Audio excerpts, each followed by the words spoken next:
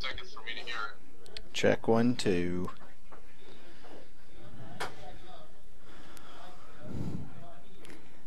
Will it catch up during the game? No, it's always like 30 seconds behind, but the video and the sound are always in sync, so it doesn't matter that it's 30 seconds. We just all watch it, you know. Okay, I got it now. I got the sound. It's great. Okay. Yep. No, we got it. So Okay. you're good. I just wanted to make sure she had it hooked up right. Okay. But we'll be on in about 8 minutes, I guess, or close to it. Okay, well, I'm looking forward to watching. I've never been on this side of it before. Well, we'll give you a shout out. Yeah, I hope we have a great game tonight. Yeah, I do too. I do too. You know, just stay close and hope that you can, get a victory here. All right, sounds good. Thanks. All right. God bless you, Rick. You too. Bye. Hey, I just thought if you're there, I'll go ahead and give it a test and connect. We can connect. Okay. Well, I am sending the call now. Is it ringing? It's not ringing up there?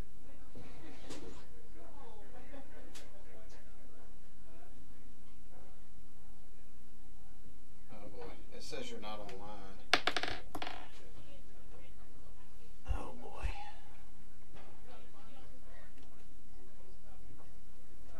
No, I brought it back there today and set it up and tested it and it worked fine, so I don't know why it would not be working out. Maybe I called the wrong one. Oh, I know what it is. I had logged into the other account. I gotta remember that. Now let's try it. Okay, that's what it was. When we were up there doing the remote last week, I had to take that computer to the front because the one up the front wouldn't connect. So I logged into the FM one. Been using for the church show because that's what I called it. So anyway, so we're good. Good, that's great. Well, I'm gonna go hang up the phone and we'll just be ready. Yeah. Perfect. We'll be listening. Read that thing I just showed Gina. So let her. So North Comp Christian had a 2 in a million chance of reaching the quarterfinals. Pardon me? Okay. I'll just listen for your cue, okay? Okay. Make sure this is all good here.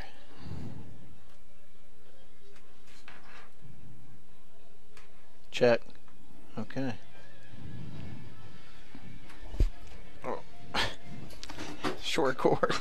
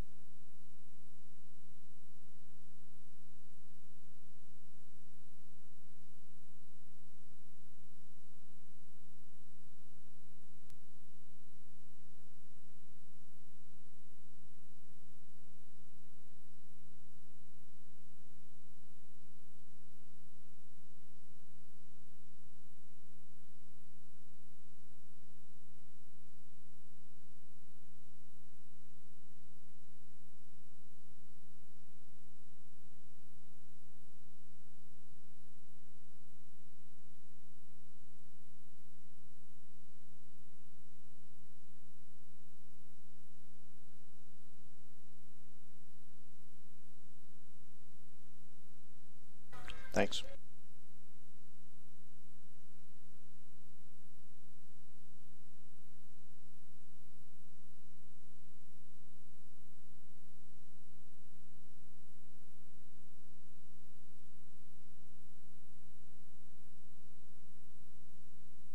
Hey, Beth. I'll have to text you because they'll have a live stream going.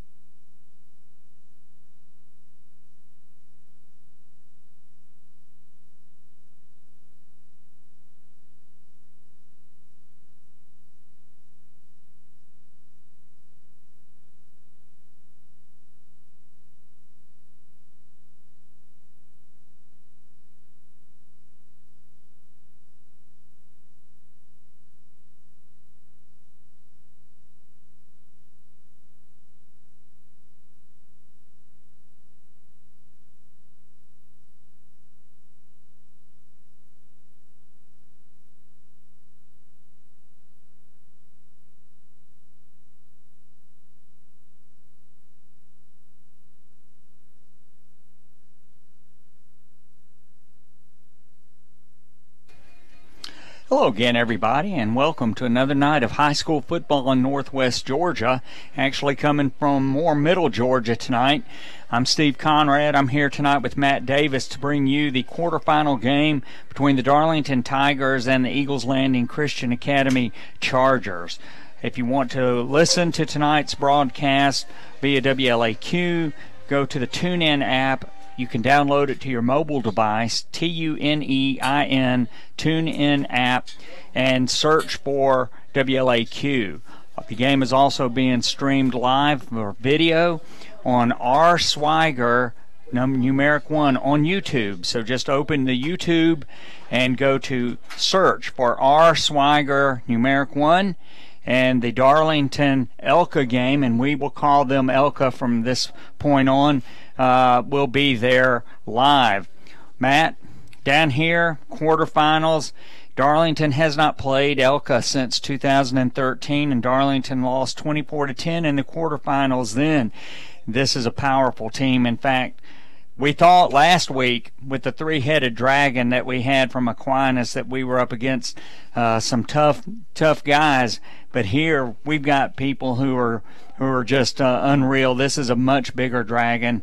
They've won 3 consecutive state championships. They haven't lost to anybody in single A in 37 games. They are 10-1 this year. They're averaging 52 points per game, only giving up 6.9 points a game. Their loss was to Pace Academy, 17-16. And boy, they're big, they're fast, and they're at home, and we're going to have our hands full. Yeah, I don't know what's in the water here, Steve, but you know, ELCA's been playing GHSA football since 1996. Never missed the playoffs, 11 region titles, 5 state championships, including the three-peat that you just mentioned. So this is a program that's got a history of being successful at football. So no doubt it is going to be a different animal tonight for sure. Well, you know, when we played down here in 2013, we scored a touchdown in the fourth quarter to draw to 17-10. It was a very close game, and then ELCA scored a touchdown with a couple of minutes left to make the final score 24-10. But what I do remember was how big they were, especially on the defensive line. And this team, when you're only giving up 6.9 points a game, you've had 5 shutouts, you've not allowed more than 21 points in a game, you're playing outstanding defense. No question about that, and I think that, you know, for Darlington to have success in this game, they're going to have to play it similar to the way they played Aquinas and then, you know, Whitfield Academy the week before that. But I think that's where the trouble comes in. You were talking about the size up front. Darlington's got to win this game in the trenches, and that's going to be a lot tougher in this game because they do have some size, some athletic kids, and some muscle down there in the trenches. So that's going to be one of the battles in this game that we're going to be watching for sure. Well, across the offensive line, of course, Darlington with the line of distinction for the GHSA and the Whitfield Academy game. And of course, you've got Tate Ratledge, Ted Gardner, Cade Brock, Jacob Daniel, and Colin Zazzaro. And then, of course, Tyson Darty also comes in. And that is going to be where Darlington's got to win the game. Fortunately, Tate Ratledge is on the Darlington roster, and he is considered to be the best overall lineman in Class A. So he could have a big impact on this game tonight by himself. No question about it. And, one of the things that we've seen all year long from this team is they don't shy away from a challenge. They're not going to be intimidated by coming, on the road and playing this game against a team that's got the reputation and the numbers that you just discussed that ELCA brings to the table. And you got to have that mindset if you're going to compete in a game like this where you're going up against a team which most people would feel like is going to have maybe a few more talented players on the field than perhaps Darlington, brings tonight. But what they lack in terms of that explosiveness that you get from some of the ELCA players, I think they can make up for in terms of how hard they play and the confidence that they bring to the table. And you really saw that take place last week against Aquinas. That was a dominant performance on defense. You had 3 intercepted passes, 2 fumbles recovered, and they just dominated the line of scrimmage. So I think the confidence that they built from that win, and I thought it was their most complete game of the year. I think that if that carries over to this game, they might can make things interesting against a really, really good team. Well, Darlington is coming into the game with a couple of hot running backs. Last week, Colin Rogers ran for 145 yards to increase his season total to 1,392. But Demetrius Rogers ran for 129 yards last week, and certainly he leads the Darlington team in all-purpose yards. With his punt returns, we don't really know what his rushing yardage is.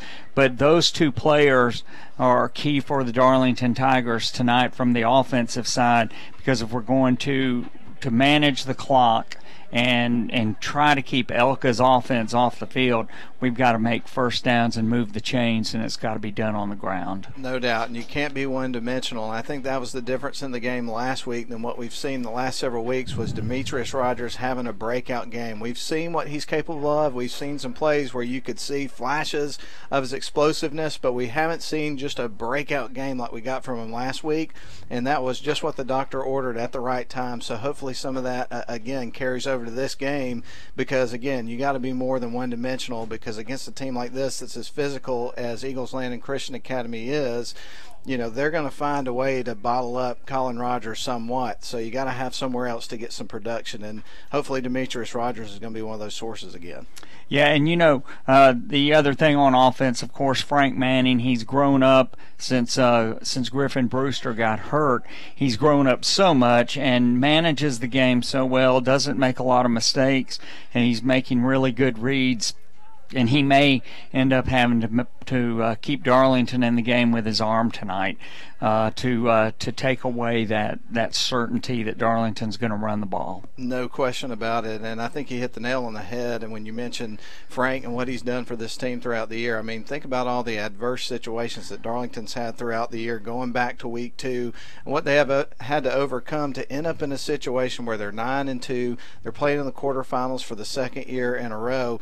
I'll just go ahead and tell you, there was a part of the season where if you told me that this team was going to be playing in the quarterfinals tonight, I probably wouldn't have believed you. But they've really just earned the right to be here by just their true grit and getting out there and playing hard and, finding ways to overcome all the difficulties they've had throughout the year. So this has been one of the most entertaining Darlington seasons to watch because of the hard work that this team's put in and the adjustments they've had to make just to get to this point. It's been impressive. Well, Matt, you're right. And I was talking to one of the Darlington players the other day, and he said that they know they've got a challenge, but that what they want to do is come down and play their game like they normally do, execute, and he said that the thing about this team is how close all the players are. Nobody's searching for any individual goals over the team goals. So that's a huge thing. Well, we've talked about Darlington. Now let's get to the scary part. And the scary part is, what do you do when you're facing ELCA? Keaton Mitchell, number 2. 1,961 yards rushing, 41 touchdowns. He's averaging 178 yards per game rushing. He by himself is averaging 22.4 points per game. Then you've got number 9, Josh Rogers. He's averaging 75.5 rushing yards per game and has scored 10 TDs. And to make sure that they frighten you enough with their balance, Braden Rush, their quarterback, he's got 1,326 passing yards for 19 TDs. So between his own rushing and his passing, he accounts for 154 yards per game.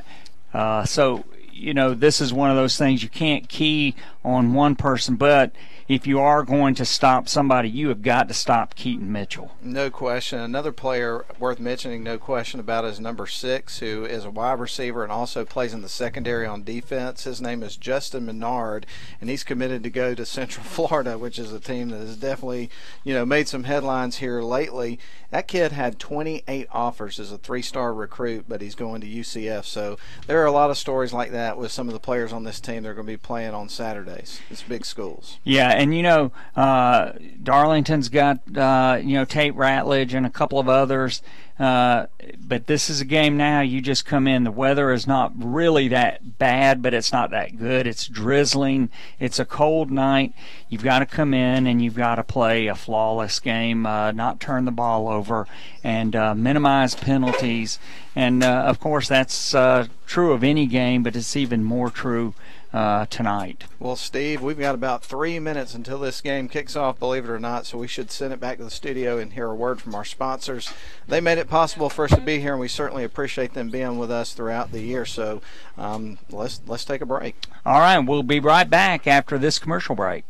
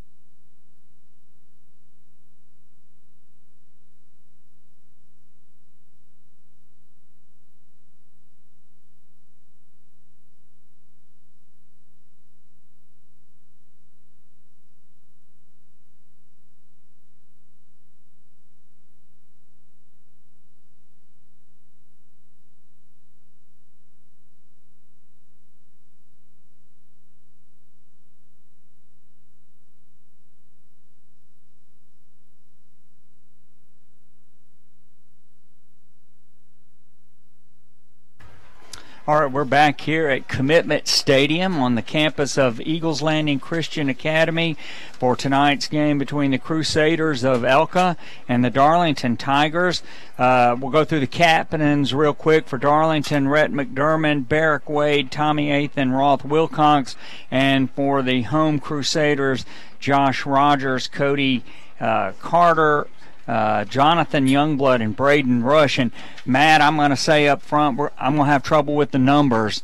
They are wearing navy blue uniforms with navy blue numbers outlined in gray. And on the sideline, it's easy to see them. But once you get away from the sideline, it's very difficult. Virtually impossible, and they got great looking uniforms, but I have to be honest with you, I think that the GHSA should have to have some rules regarding the numbers like that. You should be able to see them, but you're right, it's going to be a challenge. Darlington, on the other hand, has their white uniforms with purple letters and numbers. Those are going to be real nice and easy to read. And we will note that Roth Wilcox is in a sling tonight. He dislocated his shoulder last week. He did come out and try to play in the second half and could not. So he's one of the captains, but he is out for tonight's game. And the Tigers will be kicking off to the Crusaders to start tonight's game. And Alex Little, he is going to be teeing it up. Tigers going right to left on your radio dial, and all white except purple numerals and purple tiger paws on their helmets. And the Crusaders, they have a man deep standing at about the 10-yard line, and Alex Little is going to kick the ball. It's going to go over the head of the deep man into the end zone, and the Crusaders, they will scrimmage, the Chargers, not the Crusaders, the Chargers, they will scrimmage from their own 20 to start with. Well, it's a good thing, too, because I'm sure you probably realize this, but the deep man is Keaton Mitchell, and you definitely want to do everything you can to keep the ball out of that young man's hands because he's so explosive, and, getting it in the end zone there probably prevented a big return. 1st and 10 for the Chargers at their own 20-yard line, and that is number 3, Braden Rush, their quarterback man in motion left to right. He hands it to him coming across on the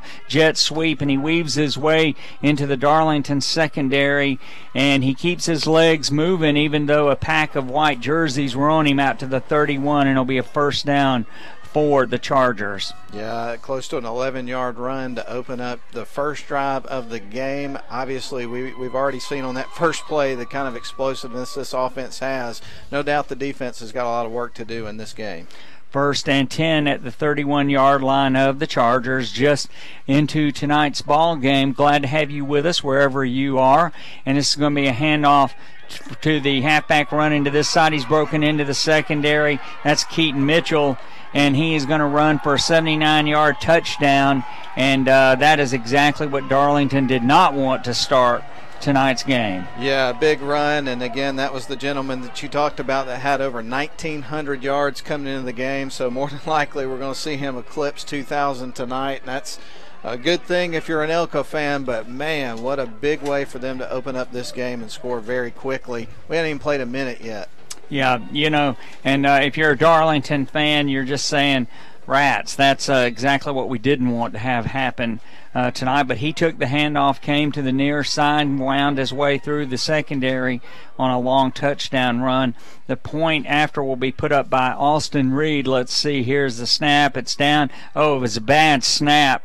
And Darlington's going to try. Oh, boy, he just wove his way right through the Darlington defenders. Matt? I think that was intentional. I'm not sure that was a bad snap. I think that was a design play. Well, it may have been. He was on his knee, and but Darlington just looked lethargic then, just like they were just standing still. Wow. Oh, boy, that's 8-0. ELCA ahead of Darlington, and, boy, that's a lot of fans haven't even gotten in their seats good. You're not kidding. Well, I don't know what to say about that. I'm officially lost for words. That happened so quickly. Yeah, it did. And, I don't know if some of the Darlington players had too much turkey and dressing yesterday.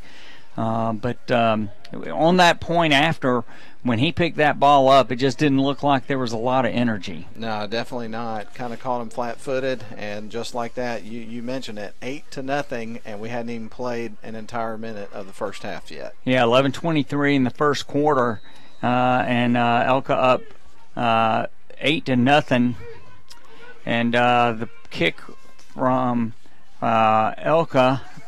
Let's see, that is number 4, Austin Reed. Very hard to see the numbers, ladies and gentlemen.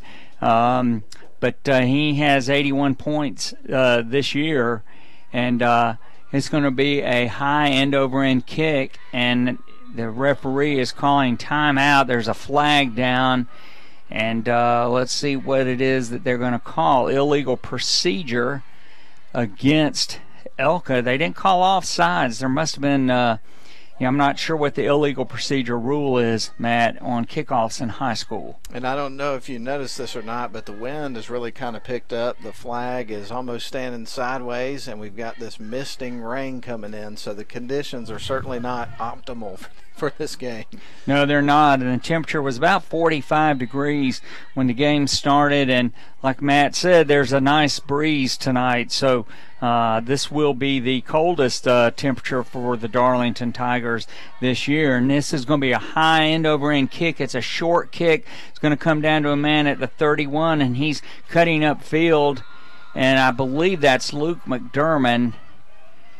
Yes, it was Luke McDermott, and he's going to bring the ball out to about the 40, and the Tigers will scrimmage from there on the far hash mark. Yeah, Anthony's going to have to run up against. They're going to have a few wrinkles today to get the ball.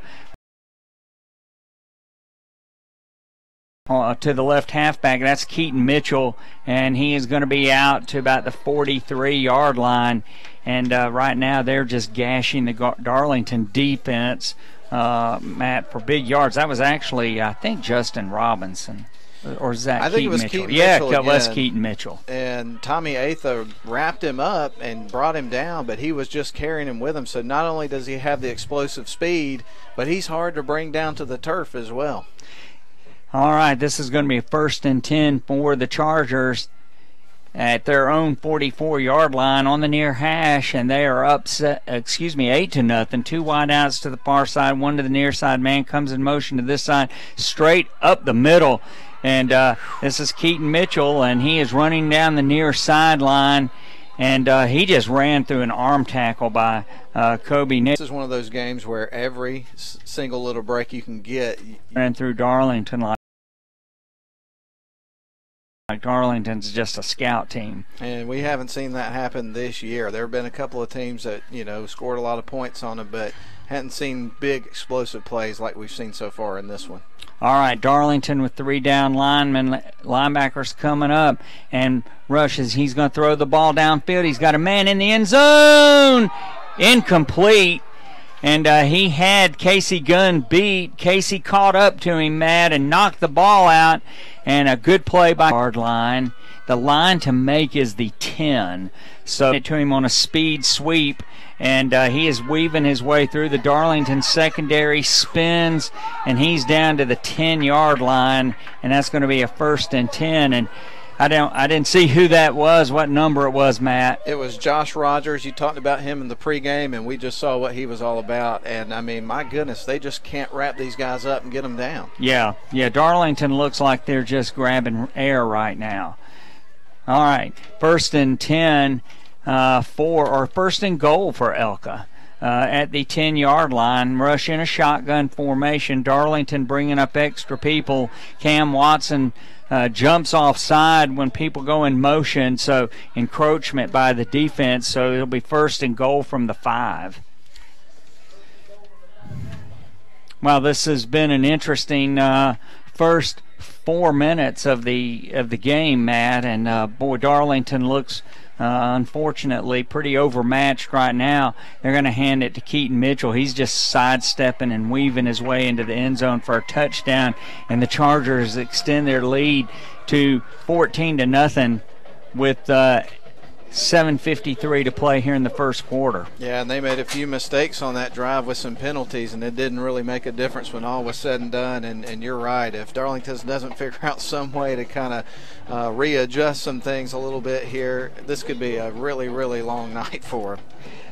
Yeah, a long night in one respect and a short night in another respect, because they'll have a running clock. And I suspect they've had that a lot. All right, the point after. The ball's down, it is up, and it is going to be good. So with 7:53 to play, Darlington trails 15-0. 7:53 to play in the first quarter. And we're going to send it back to WLAQ for a 30-second break, and we'll be right back.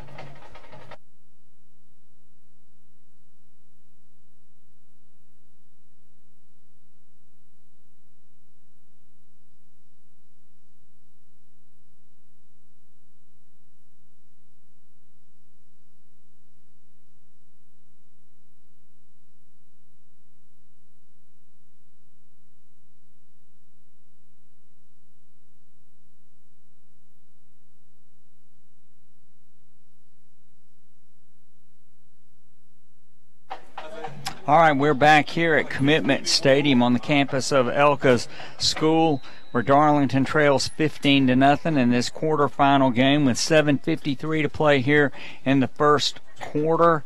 And the Tigers just right now are looking just very overmatched. And here is the kick. Toe meets leather. It's going to be a high end over end kick.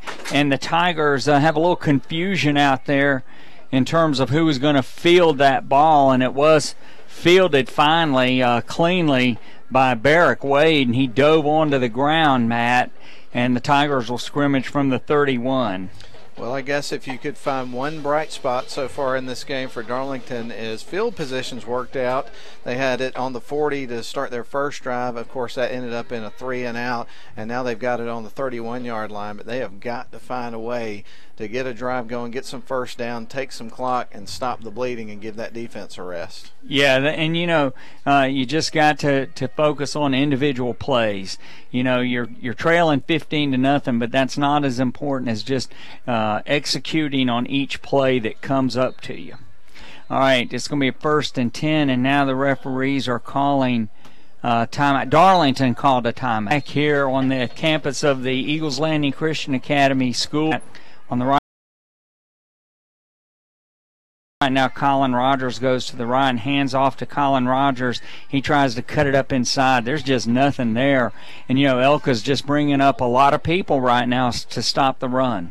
They really are, and you mentioned it earlier. This is just a really, really well-coached team. They don't get fooled by a whole lot of things going on, and that line of scrimmage there is going toe-to-toe with Darlington. They just have not been able to run the football yet in this game, and I think to be successful, they're going to have to find a way to establish the run game. I was hoping that pass play to start the drive would loosen things up a little bit. 3 wideouts to this side, 2 to the far side. Frank Manning is going to throw the ball on a little bubble screen, incomplete to Barrick Wade, who got pasted just as the ball got there.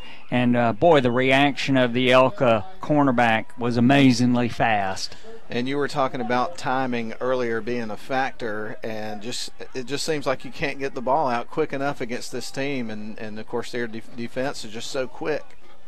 All right, Darlington's going to have a 3rd down and 10. The ball is at the 44-yard line of the Tigers, and the Tigers trail 15-0 if you're just joining us. And ELCA just has run down the field. Frank Manning takes a snap. He's flush from the pocket. He's running straight up field, and he is drilled at the 49, make it 48-yard line of ELCA.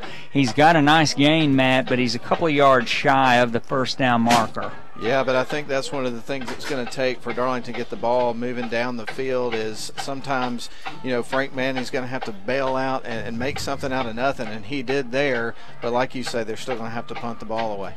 Yeah, the ELCA defensive line, boy, they are big and they're quick. And right now Darlington is just outmatched. Tate Ratledge, he is in a punt formation inside of his own 40-yard line. Oh, my goodness. Darlington tried a fake punt. The snap was to the runner who was going to run it, Matt, and he just dropped the ball. Yeah, that's unfortunate, and Darlington realizes that they're going to have to pull everything out of their bag of tricks that they can to have a shot in this game, because there's a reason why ELCA's won 3 state championships in a row. They're a good football team, so you got to throw what you got at them. Unfortunately, the execution wasn't there on that play. Yeah, and the exact things that we talked about early on that Darlington couldn't afford to do, the Tigers did on that. You can't afford to shoot yourself in the foot. You've got to play flawlessly on executing things, and Darlington didn't do it. Man in motion comes to the near side. Rush looks like he's going to throw the ball, and he pulls it down, and he is going to be inside Darlington territory down to the 38-yard line, and that's going to be a 1st down for the Chargers.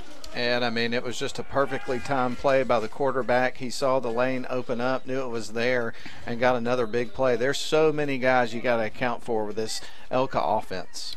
All right, ball on the far hash mark on the 38. Play by Casey Gunn. He was actually between the receiver and the end line, and the ball went over his head. No chance for the receiver to get that incomplete. And that's the second time in this game that we've seen ELCA take a shot towards the end zone like that, and both times it's wound up in incomplete passes. So it's, taking those small victories and trying to build on them, and so far they've defended that well.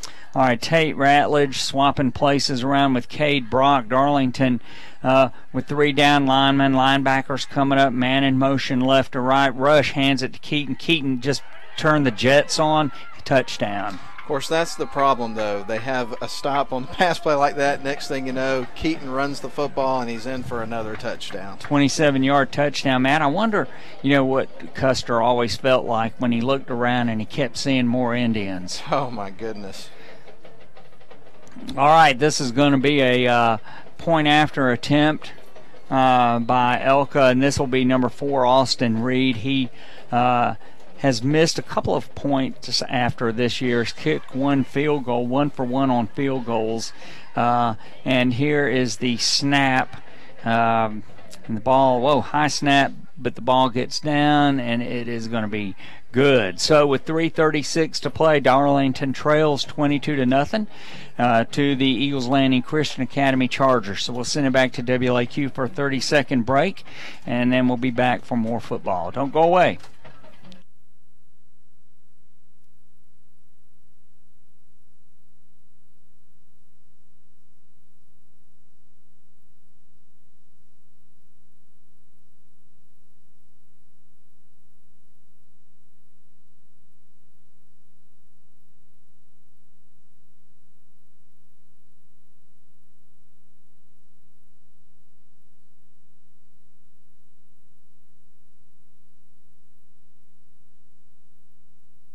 Back here at Commitment Stadium. Matt, we've been talking, we talked before the game, in private here in the booth about the athleticism of ELCA. We mentioned it, but when you see it face to face, it's just very impressive. Yeah, you try to come up with different scenarios in your mind of how you can compete with a team that is just this good, but right now, as you've mentioned several times, I hate to say it, but Darlington is just overmatched in this game. All right, toe meets leather, high, short kick, and it is going to come down at the 30-yard line, and it's hauled in by Carson Swigert with a fair catch, and the Tigers will scrimmage from their 3rd possession of the game for Darlington. ELCA's had 3 possessions and scored 3 touchdowns.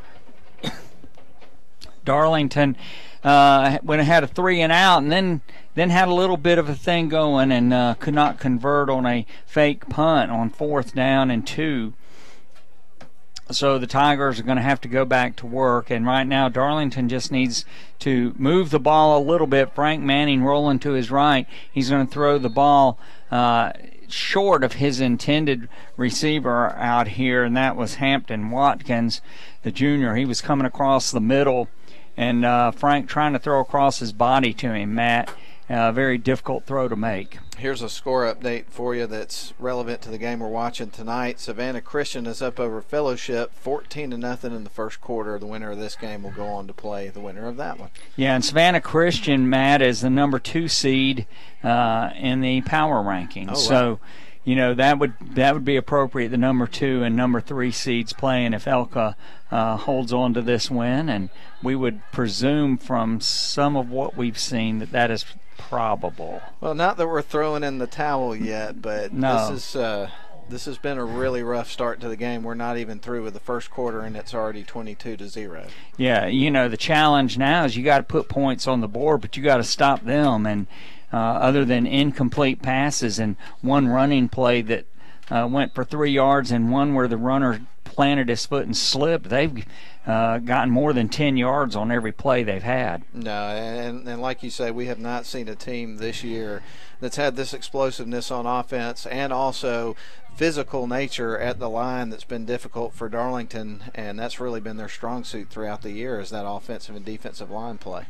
All right, Darlington and a Wildcat, Demetrius Rogers, he's looking to throw the ball, and he is going to be sacked by a host of ELCA players, and we'd love to tell you who they are, ladies and gentlemen, but they have Navy jerseys with Navy numerals outlined in gray, and it is very difficult to see them. But Darlington now with a third down and a mile.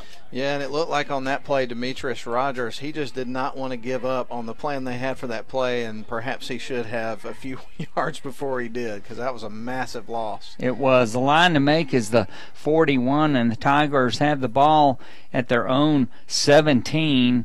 So doing the math, 24 yards for a first down.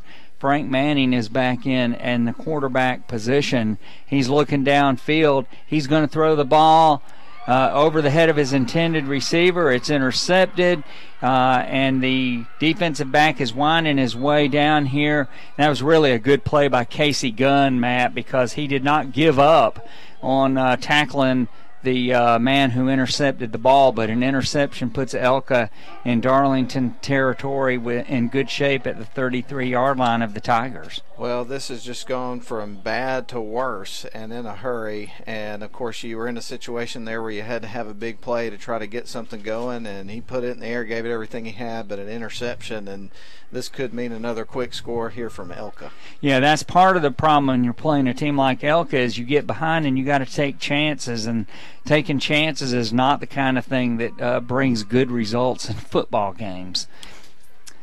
All right, Rush looking over to the sideline, and Robinson down here, he is a gigantic receiver. They're going to go to him again, and he runs a down and out, and he has the ball inside the 20-yard line. He is a very, very athletic receiver, Matt.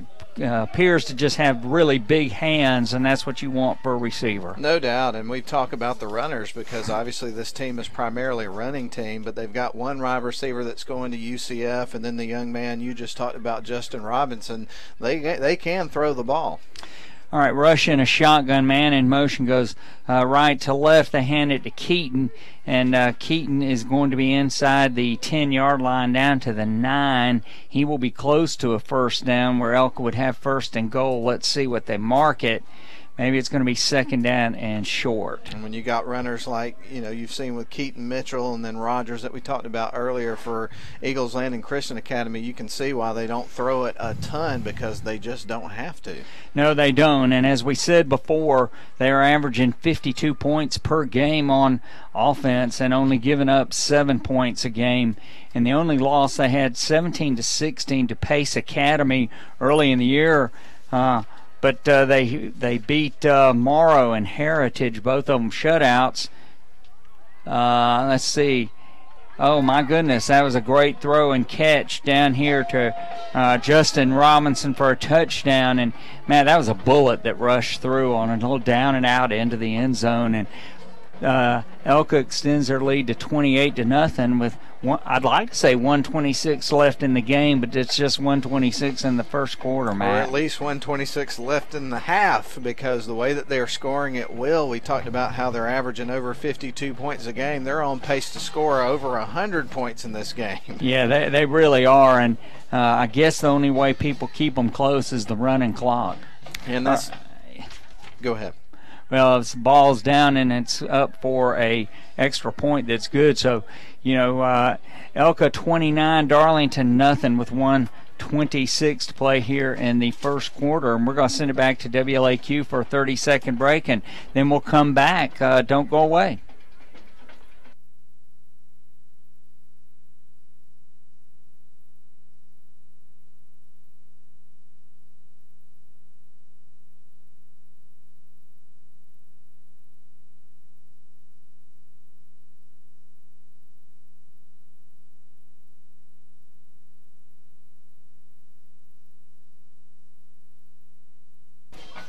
Well, Matt, I've never been to the Little Bighorn battlefield before, but maybe I don't need to go. I'm watching. Really, it's just a dismantling right now of Darlington's football team. Well, here's something interesting I'll pass along to you. Phil Mickelson fends off Tiger Woods in 22 holes to win the match and $9 million today. congratulations to Phil Mickelson. Barrick Way takes the ball at the 30-yard line, and he's going to be out to about the 34-yard line. Matt, I was listening to some people talking about that yesterday, and it sounded like that Wednesday, the $9 million prize would be donated to charity. That's awesome. Yeah, that is awesome. And it is $9 million from the pocket of the loser. The winner had agreed to donate it to charity. Well, that's awesome that they did that, and of course it grabbed a lot of attention, and I think you had to do some kind of online deal or something to watch it, didn't you? Yeah, it was not on public television. It was pay-per-view, and I don't know how much money they made on that. All right, Darlington trailing 29-0, trying to get anything going. Colin Rogers with his best run of the night. He is going to be out to about the 37, maybe a gain of about 4.5. And right now Darlington just trying to get anything going with something positive. And Matt, there's no play clock here, so we don't really know what the time on a play clock is. Everywhere else we've been this year, there's been a play clock. And by the way, they have a big fundraising campaign going on right now to renovate the stadium here. Hand off to Colin Rogers, and of course there's nothing there. Straight up the middle, Tate Ratledge, he was laying on top of somebody, but other linemen are getting through. So Tate had his pancake, but the other two guys got through, and Darlington now is back to, let's make it the 37.5-yard line. So Darlington's got about 6 for a first down. And for high school football fans in general, we're going to run down some scores for you at halftime. You got some pretty interesting games. Rome's at Dutchtown, Rottmart at Jefferson County, Cartersville at Baldwin, and Calhoun playing against Jenkins. So our general area, so to speak, has got a lot of teams still in it, and I would imagine there's a few of those teams that will still be playing after today. All right, first quarter now comes to an end, Matt. 29-0, Tigers trail.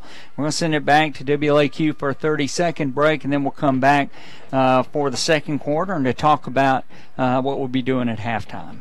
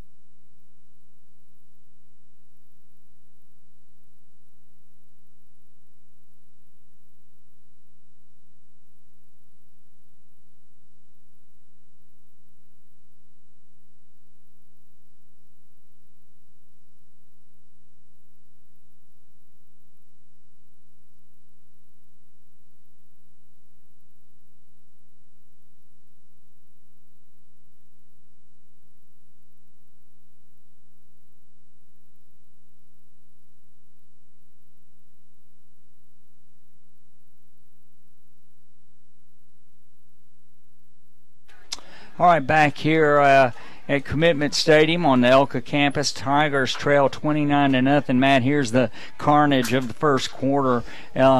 16 plays for ELCA, 7 first downs and 4 touchdowns, a 25% touchdown rate on their plays. Darlington with 13 plays. Manning in a shotgun, third down at about 6. He's rolling to this side. Wow, he's got people come up. Somebody grabbed his face mask, and Frank's still on his feet, Matt. He's going to be out close to the 48-yard line, and there will be a face mask penalty called against ELCA. Personal foul, and boy, they got it when they came by. Yeah, they did, and I got to tell you, just watching how physical this team from ELCA is, you're just running for your life out there, it looks like. Yeah, and the guy who came up, the first person who came up when Frank rolled out, got there so fast it was just a blur coming. But this was a nice run by Frank to get out to the 48-yard line of Darlington, actually the 49 of ELCA, and now there's a 15-yard penalty tacked onto that. So 36-yard line, Darlington in ELCA territory here for the second time tonight. Yeah, interesting night so far. 29-0, Darlington down. They just had something positive happen, and it's just one play at a time at this point, just to see what you can do to try to climb back in it. Yeah, and Demetrius Rogers breaks through a hole in the line, and he's going to be down to about the 32-yard line for a nice little run. And Darlington ran a little play there with pulling guards, and they got out there and made a little seam for Demetrius, 2nd down and 6. Tigers going into a hurry-up now. ELCA with just one deep safety. Frank Manning looking over to the sideline. And Darlington trying to do a little bit here, keep the ELCA offense on the sideline. All right, Frank Manning in a shotgun. Demetrius Rogers, he fakes the ball to him, and now he's going to throw the ball incomplete. And that was Tommy Atha, and the man hit him just as the ball was getting there. And now Darlington will have a 3rd down, Matt, and about 6. Yeah, and again, we talk about the speed of the game. You saw that play develop and how quickly things began to happen. And I thought the execution there from Darlington was pretty decent on that play. But, man, the defenders just got there and busted it up in a hurry. Yeah, they're very, very athletic, very speedy. And, we haven't seen this kind of team speed, even from Mount Zion. All right, Darlington with a 3rd and 6, 10:50 to play here in the first half. And man in motion goes right to left. Frank Manning rolling to his left. Man comes right up on him, complete to Carson Swiger at the 20. Nice throw by Manning. Nice catch. And, Matt, as the wind is blowing, you can see the mist blowing across the field right now. That was a nice catch by Carson in the rain. And I am so glad that we're sitting in this nice 75 degrees cozy press box tonight. We really got deluxe accommodations for the evening, don't we? We do, and we have to thank the Darlington coaching staff for that. This is not a very big press box. In fact, it's a very tiny press box. And the accommodations down here are very nice from the standpoint of the people who we've talked to, Matt, but it's not very much space, and the coaches decided they'd be on top of the press box and left us down here in the press box, and we thank them. Yes, we do, and I think that there could be potential. We might need to lock the door that goes up to the top and make sure they don't come in here and try to change their mind, because I would be right about now. Yeah, I don't think our executive producer would take kindly to them trying to evict us from the press box right now, and I don't think they want to take that risk tonight. Do you think, I think Matt? the look that she just gave both of us when you said that shows that she concurs. Yeah, she can take care of herself and us too. All right, ELCA with an injured player coming off the field. That's why it's given us time to cut up here in the press box. But Darlington now trailing 29-0. 1st down for the Tigers. Carson Swiger on a nice catch from Frank Manning, and the Tigers are going to be able to run some clock off here. It's just, like we said, 29-0. You got to score and you got to stop them. And like we said, they ran 16 plays in the first quarter and had 4 touchdowns. So touchdown on every 4 plays. It's going to be hard to overcome that. But Darlington is staying focused, going with their game plan. Frank Manning in a shotgun. He's got the ball. He's looking downfield, and he's complete. Oh, no, out of bounds.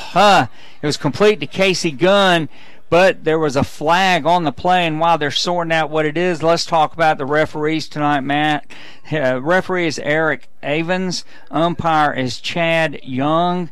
The line judge is John Heath. Linesman Ted Broyles. The field judge, Casey Simmons. The side judge, Rob Byers. And the back judge is Damon Tillman, and the timekeeper, Russell Kinsey. And we want to thank them for the good job that they do throughout the year. The GHSA provides officials. They are in different places in the state. They're little organizations, Matt, but these are men who take time from their personal lives to come out and officiate high school football games, and we want to thank tonight's refereeing crew.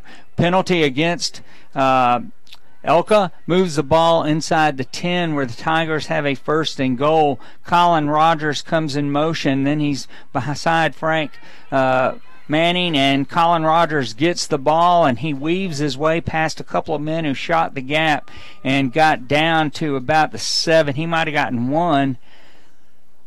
And it's going to be 2nd and goal. 10 minutes to play here in the first half. Tigers trail 29-0. And you said it, Steve, just a minute ago. The Tigers have stuck to their game plan, and now they're starting to see that work on this drive. They've extended this drive. They're moving the football. They're close to scoring. And so we'll see if they can finish the drive with some points and then try to build off that momentum. Yeah, and ELCA's making the mistakes. Frank Manning throws the ball into the end zone. There's a flag down, and I believe that's going to be a pass interference against ELCA. And they have made a slew of mistakes on this possession for Darlington, starting with that face mask penalty, holding against ELCA, and that might be why Casey Gunn could not get to the ball. It could be, and they've gone to that same, pattern there, trying to fade route over in the corner of the end zone in a couple of plays on this drive, trying to score. And with the help of the penalty, they still are keeping the drive going. All right, and Jonathan Guest, the head coach of ELCA, boy, he is holding his hands up, sending signals out there. They got a man coming off, and Darlington's now going to have a 1st and goal. Well, let's see. No, it's going to be a 2nd and goal. It's a yardage penalty only in high school. Power I formation, pitch to Colin Rogers, and he just didn't take the ball with him, and he had to fall on it, Matt, and mistake for Darlington, and a loss now of about 4. Yeah, it was a mistake. Good thing he had the peace of mind to just fall on the ball and then take the loss there. But a difficult situation. It's got a misting rain. We got a lot of wind coming in. They pitched the ball. It just got loose. Yeah, and that was Darlington's bread and butter. They're running a power I formation. They run it to the short side of the field to pitch it to the tail. It's been a great play for Darlington this year. It just was not executed very well that time. All right, 3rd and goal for Darlington at the 8. Demetrius Rogers comes in the Wildcat formation. He's going to fake it to Colin Rogers. Let's see if they got in. That was Demetrius. It was Demetrius. He faked it to Colin Rogers, ran off the left side. I thought he was going to make it, Matt, but he's down at the 1-yard line. Yeah, I was with you. I thought he got in, but he's just had the door shut in his face right there at the doorstep. You see his speed, and then you see the speed of some of the ELCA defenders, and it's the first time we've seen a large number of people have the same speed Demetrius Rogers has. You're not kidding. Wow. All right, this will be a 4th down and goal. From the 1, Frank Manning. Power I formation, and Colin Rogers did not make it. Ooh. Did not make it. Man, he couldn't be short by about half a yard, but the Tigers went for it on 4th and goal, 8:17 to play in the first half, and did not make it. So turnover on downs here at ELCA's half-yard line. Let's see, the referees are talking about a couple of things, and now they are trying to get the ball set. So Darlington goes back on defense. Yeah, and I mean that's one of those situations where we've talked about how Darlington hadn't folded the tent, but I don't know how you overcome that. You get it to the half-yard line, you're down 29-0, about to score.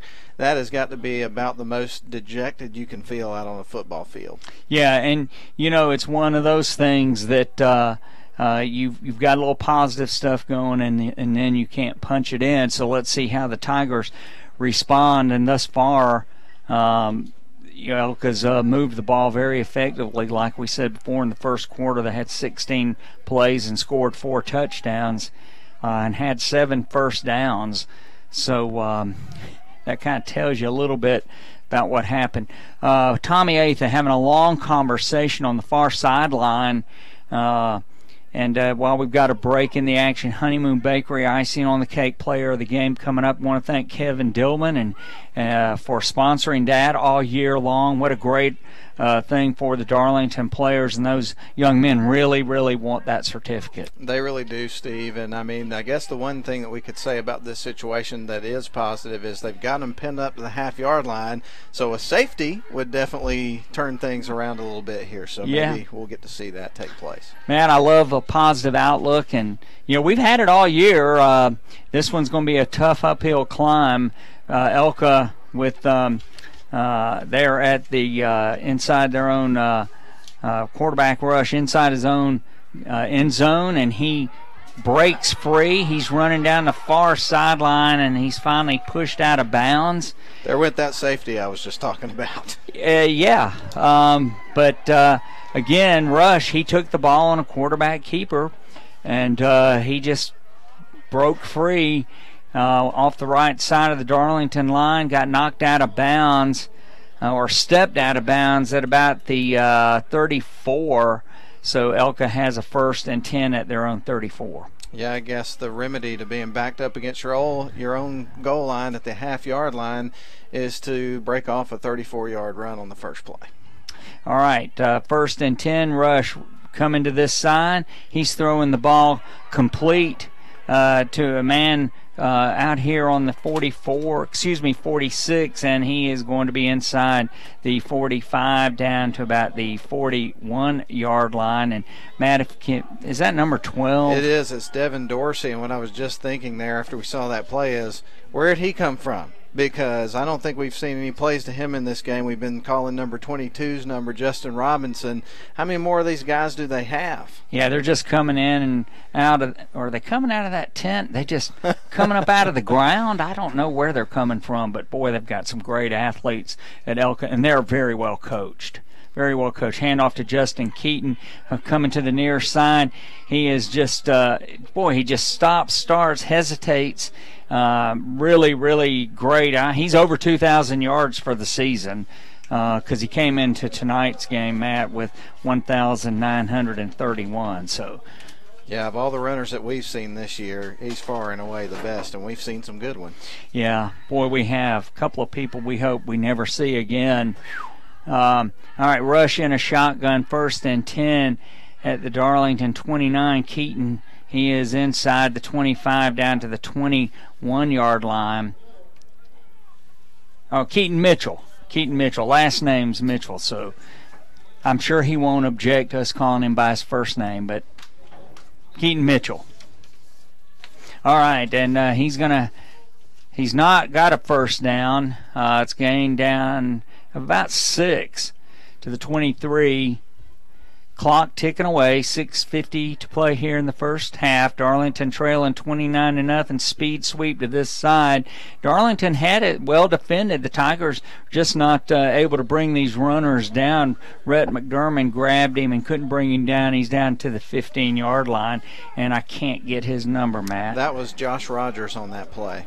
All right, Josh Rogers, who is another prolific running back, 831 yards for the season going into tonight. And Steve, he's not as big and physical as a runner as we see with Keaton Mitchell, but he's so elusive you just can't wrap him up. He's got a low center of gravity. He's hard to get and pull down. All right, 1st and 10 for ELCA at the 15, and Darlington made a great play there. That is Cam Watson. Man, he just rode him down, Keaton Mitchell at the 15 for no gain. Yeah, to get a stop like that against a player like that is tremendous. So that's going to be a stop that kid is going to remember. Cam Watson, that was a big one right there. And just hopefully every play you hope you can build on the success of the previous one. Halfway through the second quarter, Darlington trailing 29-0. If you're just joining us, an onslaught by ELCA in the first quarter. And now they've got a 2nd and 10 at the 15 of the Tigers. Rush, he's going to look out this way, and now he's going to throw complete to a man on a little bubble screen. Matt, beautifully executed with 2 blockers in front of him, touchdown, and that's going to extend ELCA's lead to 35-0. And that was Devon Dorsey, again, number 12. He had another big play on this drive. And like we've said so many times, it's not just the great running backs on this team. They've got 3 or 4 really, really good wide receivers that they can get the ball to. And another great play from Eagles Landing Christian Academy. Honestly, I can't believe what we're watching right now. Well, I can't either, and you know, just the athleticism of the Chargers is just stunning. They're really good, and the point down is up and it's good, and that extends the lead to 36-0. So with 5:40 to play here in the first half, Tigers trailing 36-0. We'll go to WLAQ for a 30-second break, and then we'll come right back.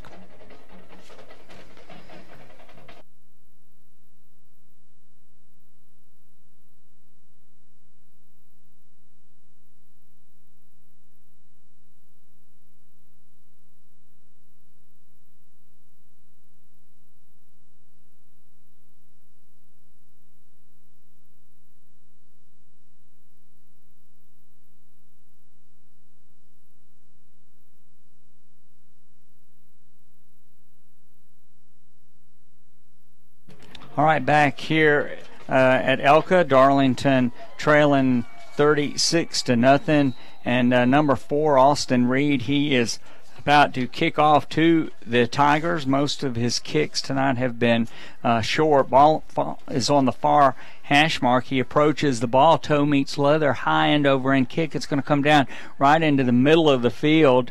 And that is Dawson Williams, who's running up the far sideline. Man, he is knocked out of bounds at about the 38-yard line. The Tigers will scrimmage from there. That was a great return by Dawson Williams, and it was also a nice block that helped him get some extra mileage out of that from Demetrius Rogers. So the Darlington Tigers down 36-0, but those kids are still out there giving everything they have to it and fighting.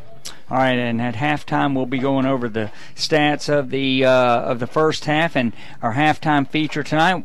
Matt and I will talk a little bit about what we think are the biggest surprises in this year's college football season, and we'd love to have y'all listen. And then if you have some, you may have your thoughts and disagreements about it, and just a nice thing to talk about. Colin Rogers on the pitch to the far side. He's going to be knocked out of bounds, Matt, at about the 43-yard line, 42-yard line. It'll be a gain of about 4. Yeah, a positive play there from Darlington, and unfortunately, you know, we just haven't seen a whole lot of positive things happen for in this game. So hopefully they'll be able to get this drive going down the field and, you know, find a way to get some points before halftime. Yeah, Tigers now have some energy out there. People are staying focused, and the Darlington you're just playing your plays going up, and Frank Manning fakes it to Colin Rogers. He's trying to get out to this side, and he's going to have a gain, Matt, of about 5 yards. And he stepped past a defender who had come in, and he got out here to about the 47-yard line. It'll be 3rd and short. And let's see. Flag came in, I believe. Yep, holding against Darlington. That negates a nice run by Frank Manning. You also will want to stay tuned for the Honeymoon Bakery Icing on the Cake Player of the Game. We had a lot of great players this year that have won that award, Matt, and we'll be awarding that. And again, thanks to Kevin Dillman and the Honeymoon Bakery staff. Listen, if you've never been to the Honeymoon Bakery, doesn't matter where you've been, to the biggest cities and the most famous places around the world, it will not be better than what you get at the Honeymoon Bakery. I agree, and I still have some pumpkin pie from Honeymoon Bakery in the refrigerator waiting on me at home, so that'll be my reward for driving home tonight in the rain. All right, it's going to be a 2nd down and long for Darlington after the holding penalty, and it's going to be a draw play to Colin Rogers. And unfortunately, Matt, the lineman for ELCA just stayed in the middle, and Colin Rogers on the draw trying to run up the middle. Nothing was there, and Darlington will now have a 3rd down and about, let's see, 11. So the Tigers not in any hurry right now. ELCA up 36-0 here in the 2nd quarter, and Darlington has just run into an extremely good, fast, athletic, physical team. Yeah, they have, and I mean, we talk about, you know, all the great skill players for this ELCA team, but you can't say enough about how hard and physical their linemen play as well. I mean, they're just dominant in every position in every phase of the game. All right, a timeout called on the field by Darlington, so we'll send it back to WLAQ for a 30-second break, and we'll be right back after these messages.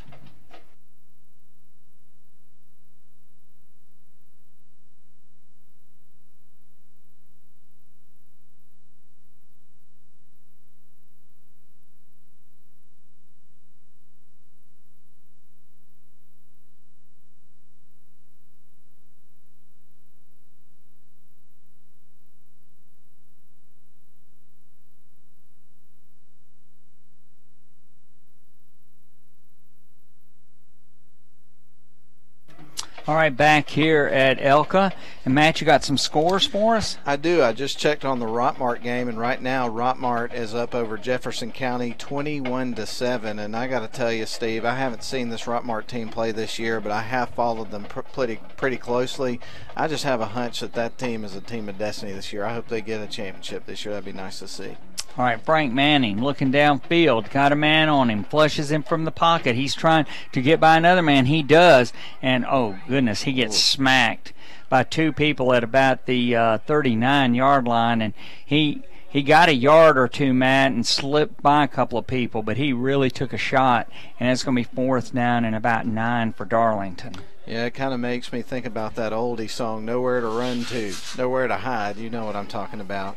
Yeah, he had people coming on him and had a couple of nice moves to at least keep on his feet, and then help from the secondary arrived and he got knocked down. All right, Tate Ratledge in punt formation and a single receiver back at his own 28, and nice punt. Got it to turn over, Matt.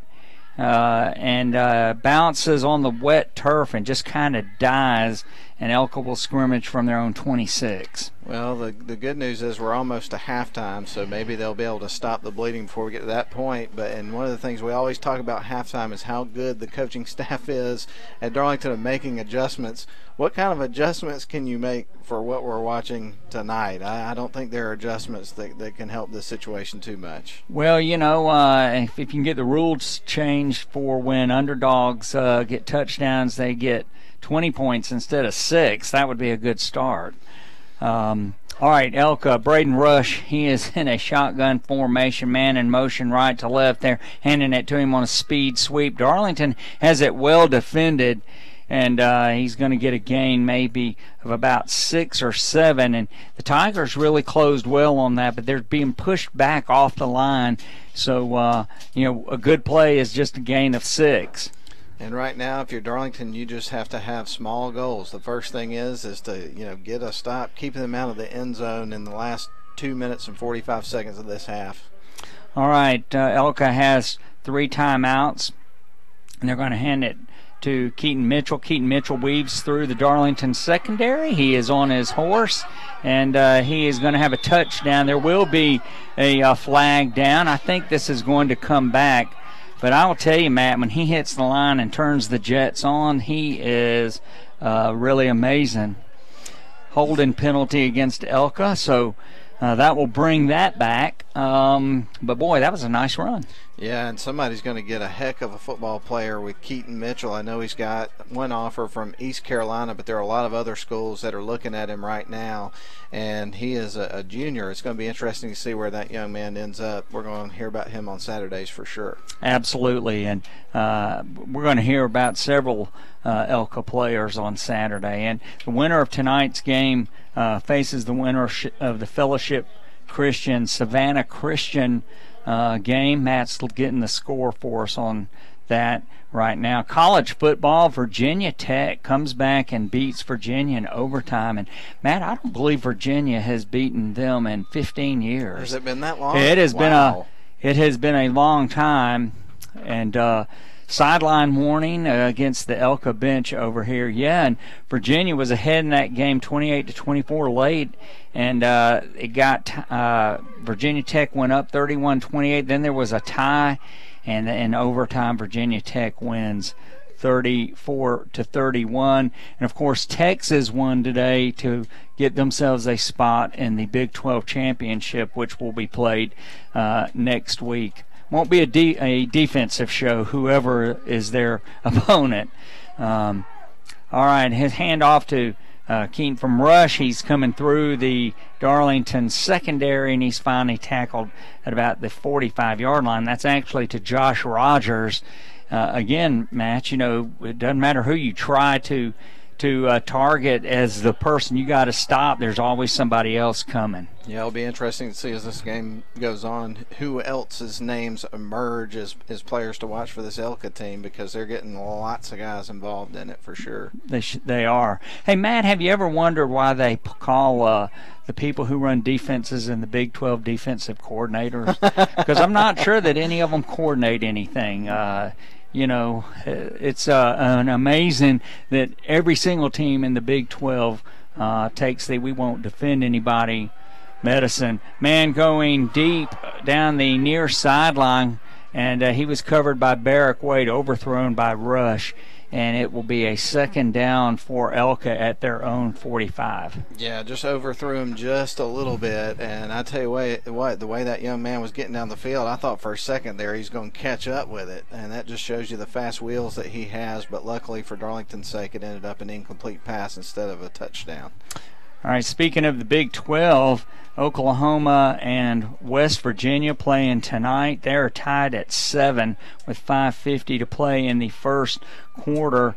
And, Matt, the winner of that game will face Texas next week in the Big 12 championship. Hey, I'm going to be looking forward to that because the Texas-West Virginia game that happened a couple of weeks ago was one of the best games that I've watched this year.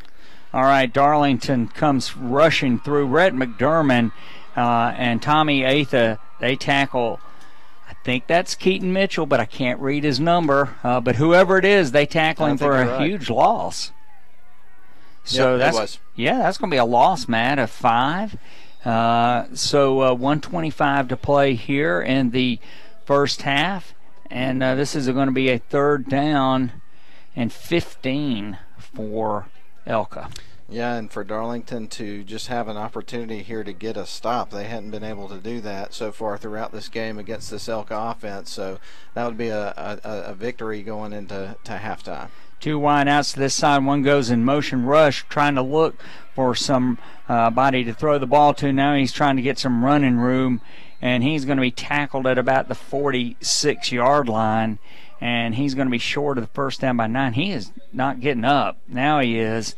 But he really got whacked. Yeah, he really did, and of course we've got about 38 seconds until we get to halftime. You mentioned we'd be talking about some college football. It is rivalry weekend, so I know one games you're excited about, I'm excited about. Clean old-fashioned hate coming up tomorrow.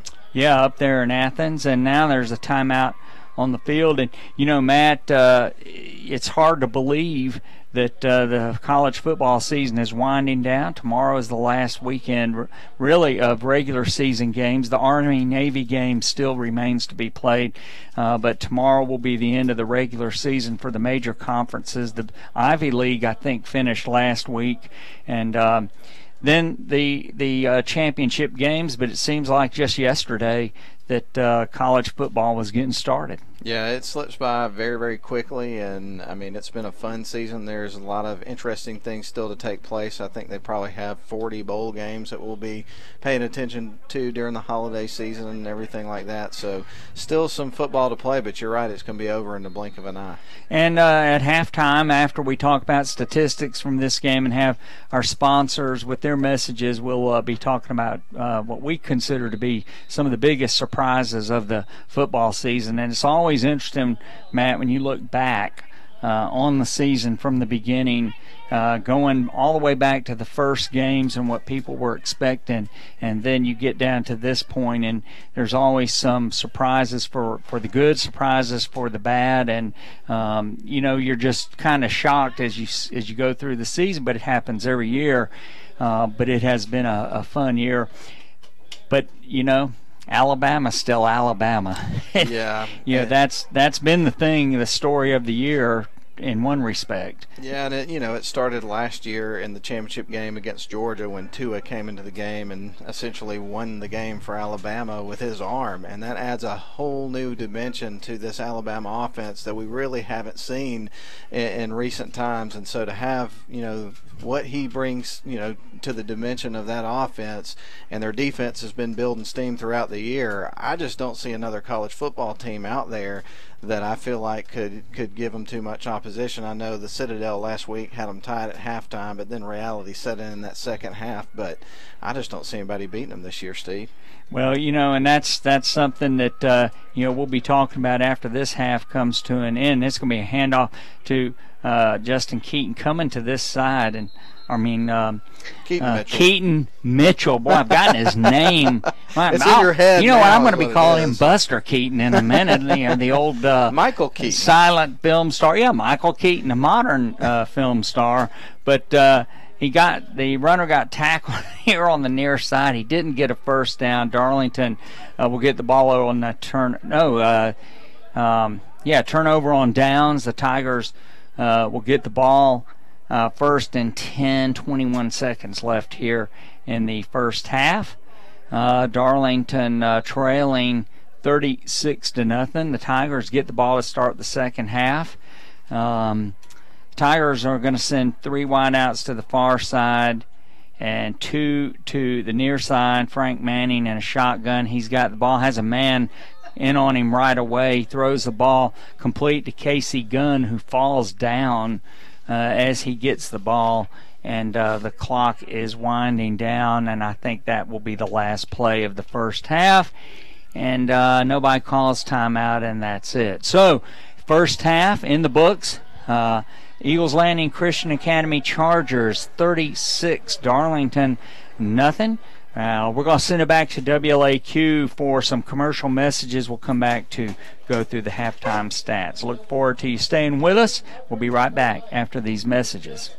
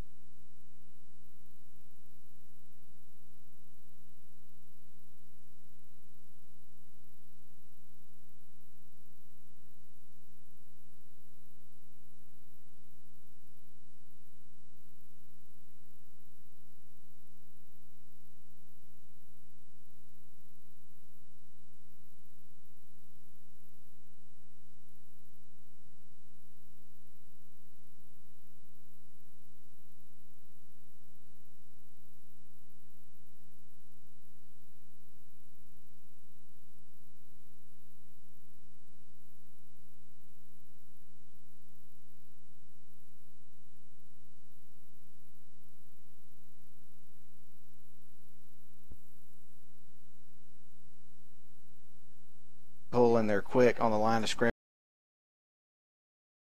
as well, and I think that's where Darlington's had a lot of their success this year, is winning that battle with the big guys up front. And in this game, they've just had some troubles. All right, and Darlington runs 26 plays in the first half, 19 runs, 3 for 7 on passing, 4 first down to ELCA's 11. The Tigers did punt the ball 3 times. ELCA has not punted the ball. 1 turnover. ELCA intercepted a ball in the first quarter. To just go through the scoring real quickly, 5 touchdowns by the Chargers. They started out with a 79-yard touchdown run by Keaton Mitchell and Meyer on a 2-point conversion, and then a 10-yard touchdown run by Mitchell, and Reed put up the point, and then Reed put up a point after Mitchell on a 27-yard touchdown run, and then a 9-yard pass from Rush to Robinson. Reed put up the point, 29-0 at the end of the first quarter, and then in the second quarter, a 16-yard touchdown pass from Braden Rush to Dorsey, and Reed put up the point. And of course, now ELCA up 36-0. So it's they'll come out. Darlington will come out. They'll play a physical second half. They're going to play their hardest. That's just what they do. It is what they do, and I'll give you an update on the score of the Savannah Christian Fellowship Christian game at halftime. They're kind of experiencing something similar that what we are. Savannah Christian putting it on Fellowship 35-7 at halftime at that game. And I do want to mention another game while we're at it. Prince Avenue Christian up over North Cobb Cobb Christian at halftime, but the score is 20-13. And you said we were going to talk about some surprises in college football this year. Well, one surprise in single A football for me, and I think a lot of people, is how well North Cobb Christian has played this year. And I mean, they're in the quarterfinals and being competitive against a really good football team, Prince Avenue Christian. So that school has turned their football team around in a hurry. They sure have, Matt. And prior to the season, we were just looking at something prior to the game, but the Maxwell ratings, prior to the season, they simulated through a computer program an entire season, that if it was played 1 million times, how many times a team would make the quarterfinals. Well, ELCA would have made it 94% of the time, but North Cobb Christian, based on their past history, would have made it 2. 2 out of 1 million. Yeah, 2 out of 1 million. So wow. They have really done a great job down there at North Cobb Christian. All right, halftime continuing. We're going to send it back to WLAQ for a commercial break, and then we'll come back, talk about the biggest surprises in college football in our opinions. And, of course, that's what makes college football so much fun, is that someone else may say, well, that's not the biggest surprise to me, it's this, but it's nice to generate the conversation. But we'll be right back after these messages.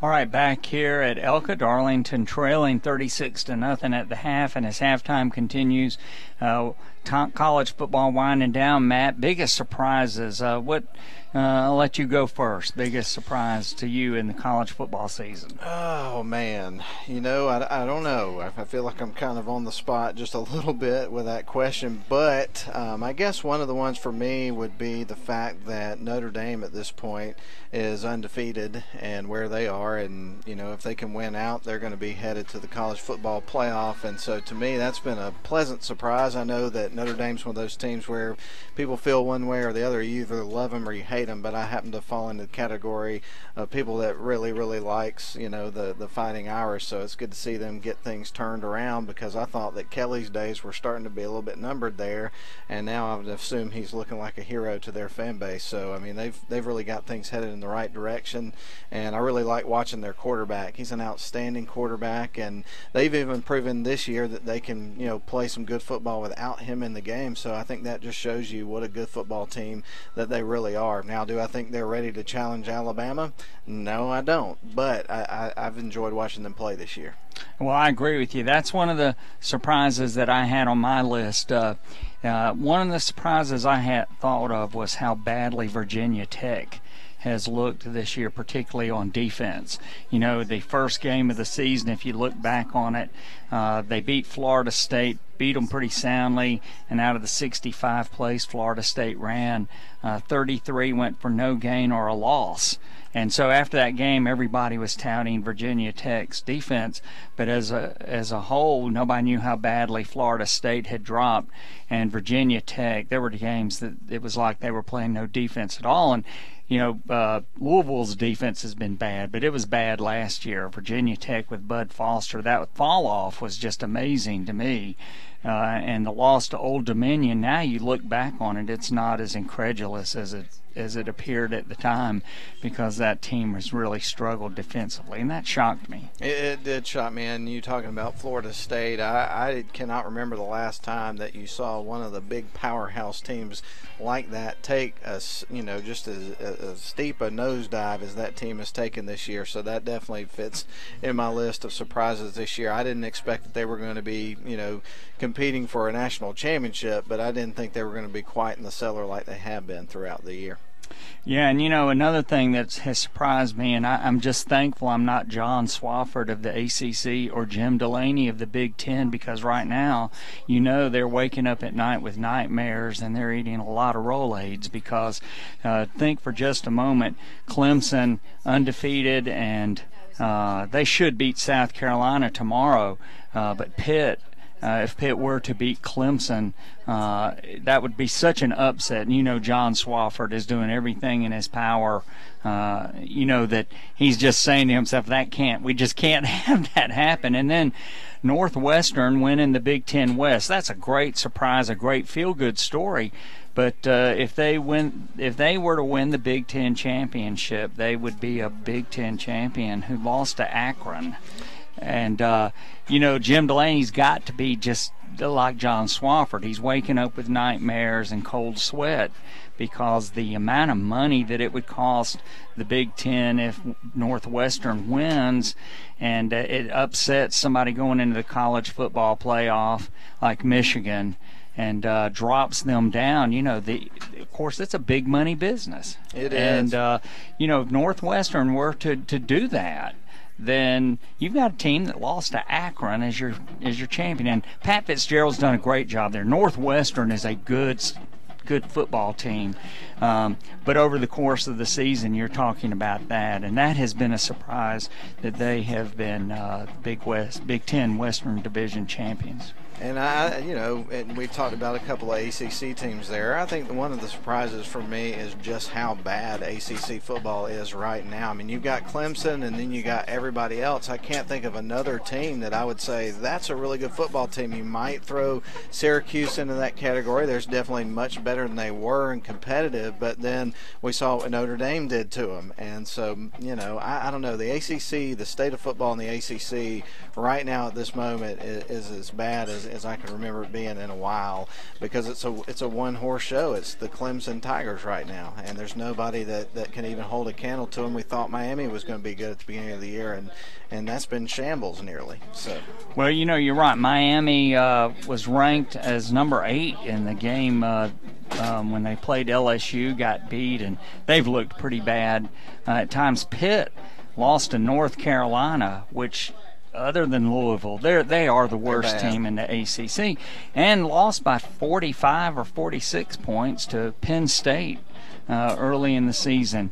And so you've got that. But I agree with you, from top to bottom, the ACC as a conference has looked the worst, in my opinion. Yeah, I mean, especially when you see, we've already mentioned Florida State, and then Louisville was a team that was really exciting for a while, and they've just fallen off. And I mean, you've got a whole list of teams and the bad things that have happened for them throughout the year. So yeah, the ACC is struggling. Of course, SEC fans are listening like, of course it is. They're like, why are you even talking about it? It's the ACC playing football. It's a basketball conference. Well, and the other thing is, I would never have picked at the beginning of the season that Washington State would come out of the Pac-12 and like they are. Of course, they play Washington tonight, and that game, Washington has pretty much dominated that series, so it will be interesting to see. Washington got started off losing to Auburn in the first weekend of the season, and then they've stumbled a couple of other times. So the Pac-12, again, they have very little hope for the college football playoff. In part because Notre Dame has done so well, but in part because they have been so lackluster. Very, very true. And, I was mentioning the ACC earlier. I'm a big college basketball fan, so I've actually shifted some of my attention to that, and I saw a couple of good games this week. One of them was the Duke-Gonzaga game. Gonzaga ended up winning that game, and honestly, in the first few games that I watched Duke, I thought to myself, I don't know if there's another team out there that can beat this team. And you had basically like a championship game right there at the beginning of the year, watching those two teams go head-to-head. That was really fun. And then the very next night, Texas upsets North Carolina. So Duke and North Carolina lost in consecutive nights in college basketball. Yeah, and there's some great parity. Villanova has already lost twice. One of them was to Furman. So basketball's already getting off to a wild start.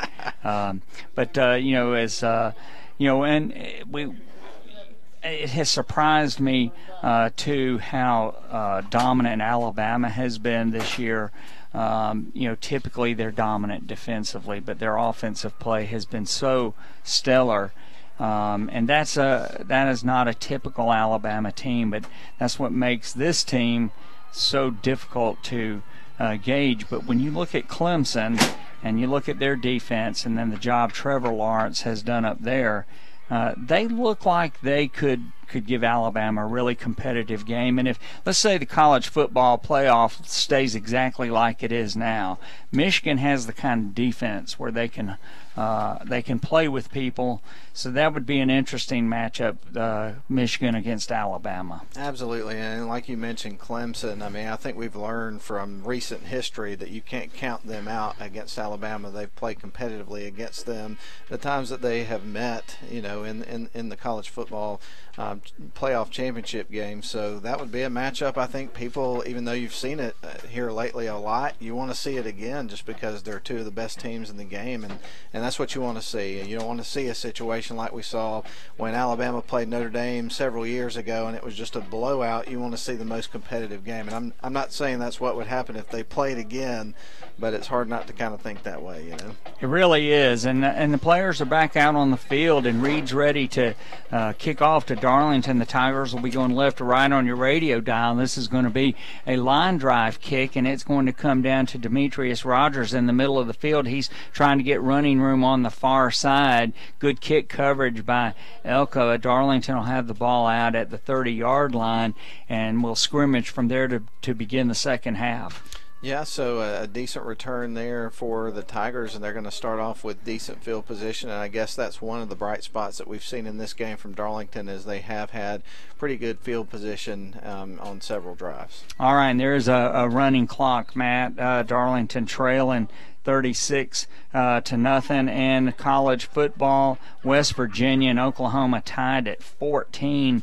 10:45 to play in the first half. Washington no score in the first quarter, and this is going to be a handoff to Casey Gunn. And Matt, he has no running room. He does run in circles for a moment, and then he's tackled behind the line of scrimmage, but ELCA had defenders everywhere. And I'd like to see Washington State beat Washington in that game. But either way, I'm just looking forward to hearing whatever Mike Leach has to say once the game is over, win or lose. Yeah, Mike Leach is always good for some great comedy.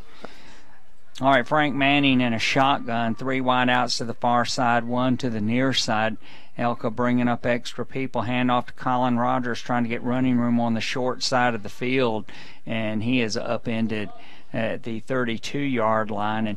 And Mike Leach was involved in one of the most funny things that had to do with sabotage in college football when he was a defensive he was an offensive coordinator at Oklahoma, and they were playing Texas and the Red Rivalry shootout, and they drew up some fake plays and then happened to drop it over on the Texas sideline, and Texas, somebody picked it up and handed it to one of the coaches. Here we go, 3rd down, 7. We'll finish the story in a second. Frank Manning, he's throwing the ball downfield and underthrows Casey Gunn, who can't get back to it, and it'll be 4th down for Darlington. Might have been a good thing that it was underthrown, because those 2 defensive backs were all over the wide receiver. Yeah.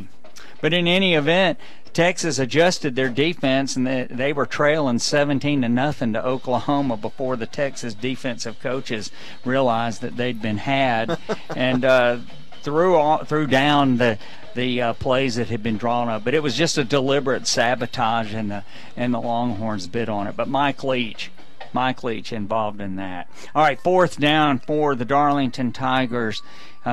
Tate Ratledge is going to punt the ball off the side of his foot. It's wobbly. It's going to hit at the Darlington 43 and going to be down at the Darlington 46. And, Matt, we said you just can't make any mistakes. You have to play a perfect game. But, that's another one of those little mistakes that has happened, of course. ELCA coming out with a running clock, 36 to nothing lead. So. Yeah, I definitely don't want to give them a short field, and that's a rare situation where we see Tate Ratledge in a short punt like that. But this is just one of those games where nothing's working right. All right, rush in a shotgun formation, man in motion, left, right hand us off to, and I believe that's Keaton Mitchell. And he's going to have a gain of about 3, and I almost said Justin Mitchell. I do not understand why I can't get his name right, although I seem to do that in about every game with one player. But he's not Buster Keaton, he's Keaton Mitchell. All right, it's going to be 2nd down and about 7, handoff to Keaton Mitchell. He's running to this side, stops at the 40. He keeps his legs moving. He's inside the 35 and finally knocked out of bounds. I think Darlington's going to get called for a late hit out of bounds over here. They're trying to get everybody up. I don't know, Darlington I think Cade Brock hurt his arm, Matt, and he's going off. And there was a young lady on the sidelines that got tangled up in that play and got knocked down. But, boy, she popped back up in a hurry, so I'm glad that she's going to be all right, because that was a couple of big kids coming her way. Yeah, it was. And, did you see Laura Rutledge got knocked down at the Georgia game last week, and she jumped up, but she could have been seriously hurt. There's a personal foul against Darlington and unsportsmanlike conduct against Darlington. Do they add them together? Lauren Smith, a longtime sideline reporter for Georgia, he got hit in practice several weeks ago and had to have surgery. I think he broke his leg or something. Yeah, broke his hip. It was his hip. Broke his hip. He's 80 years old and got knocked into, and they're going to both these penalties will be assessed. So the first one's half the distance to the goal, and the second was half of the half. So Darlington has committed 2 penalties here. First and goal for ELCA inside the Darlington 10, down at, I think it's about the 8. I do think that's still Braden Rush in there at quarterback. And Tate Ratledge encroaches. I didn't realize, Matt, that there's no such thing as offside in high school football. It's called encroachment. So that's an interesting factoid for everybody. Yeah, I had an official tell me that a couple of years ago, and I think that, probably officials and maybe a few fans are the only people that realize that, because people talk about offsides in high school football all the time, but in the state of Georgia, like you mentioned, there's no such thing. All right, and there's another penalty, and when did we start saying factoid instead of fact? I don't know, but I don't know if I've ever said factoid, to be honest with you. Instead of fact? Yeah. I was reading some I saw something the other day, said here's some factoids about something. So, all right, now we're ready for play. Hand off to Keaton Mitchell. He's kind of weaving his way inside the 2 down to the 1, and running clock. 7 minutes left to play here in the third quarter. Darlington trailing 36-0. If you're just joining us, and ELCA got off on their first play from scrimmage and hasn't let up since. No, they really haven't. It was a dominant performance in the first half, and they're essentially just picking up from where they left off. They are very athletic, and we can understand why they've won 3 consecutive state championships and may have a 4th one in a couple of weeks. And Keaton Mitchell, he runs into the end zone, and Matt, he is averaging 3.5 touchdowns a game, and he's already gotten 4 here tonight. I think that time he looked up here and said, "Say my name, Coach Conrad." Yeah, Keaton Mitchell. Keaton Mitchell, not Buster Keaton or Mitchell Keaton, but Keaton Mitchell. He's really outstanding, Matt. And the extra point, well, let's see what they're going to do. It looks like they're lining up to go for 2, which I find incredulous when you're up 42-0. And Mitchell, he takes the low snap, and he's going to throw the ball incomplete on the far side. Braden Rush, I don't know who he was intending that for, but 2-point conversion fails. And Matt, I don't know. Do you have an explanation for why they would go for 2 up 42-0? I have absolutely no explanation for that, other than just to say I'm kind of with you. I wasn't impressed by the decision. No, they're averaging 52 points a game, and I don't know if they were trying to get to their average or not, but that was what's the expression? Bush League. All I got to say about that is the Georgia High School Association is a voluntary nonprofit organization composed of over 450 public and private high schools. The GHSA administers regulations for region and state competition in 18 sports and 2 activities. Founded in 1908, the GHSA strives to promote good sportsmanship, participant safety, and fair play among its member schools. I'll tell you more later.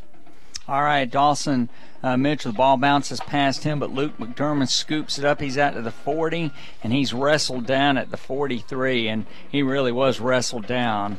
Person grabbed him straight up, Matt, and he looked like he's trying to wrestle a steer down. But Darlington will scrimmage at their own 42. And would you like to continue with the public service announcement, which includes sportsmanship? For more information, visit ghsa.net. Follow GHSA on Twitter, Facebook, Instagram, and YouTube, and whatever else social media channels have been invented since this was written. The Georgia High School Association would like to thank its corporate partners for their valuable support of high school athletics and activities: Georgia Farm Bureau Insurance, Georgia Electric Membership Corporation. To be continued. To be continued. 1st and 10 for Darlington at the 42-yard line. Frank Manning changing the play at the line of scrimmage, and it's going to be a direct snap to Colin Rogers. Demetrius Rogers is going to throw the ball incomplete out here to Frank Manning, and nice little trick play by Darlington if it had been executed. And that's the second time Demetrius has thrown the ball tonight, but I'm not sure he's gotten many reps at it. No, I don't think so. He doesn't look entirely comfortable in that situation, but the Darlington Tigers throw in the kitchen sink, because that's what you got to do when you're playing a team like ELCA. And again, the positive thing we can say is that Darlington is going to fight the last second of this game. That's clear. Absolutely. All right, 2nd down and 10 at the 42-yard line. We'll finish our public service announcement in just a moment. Frank Manning, he is sacked. Somebody shot through the gap.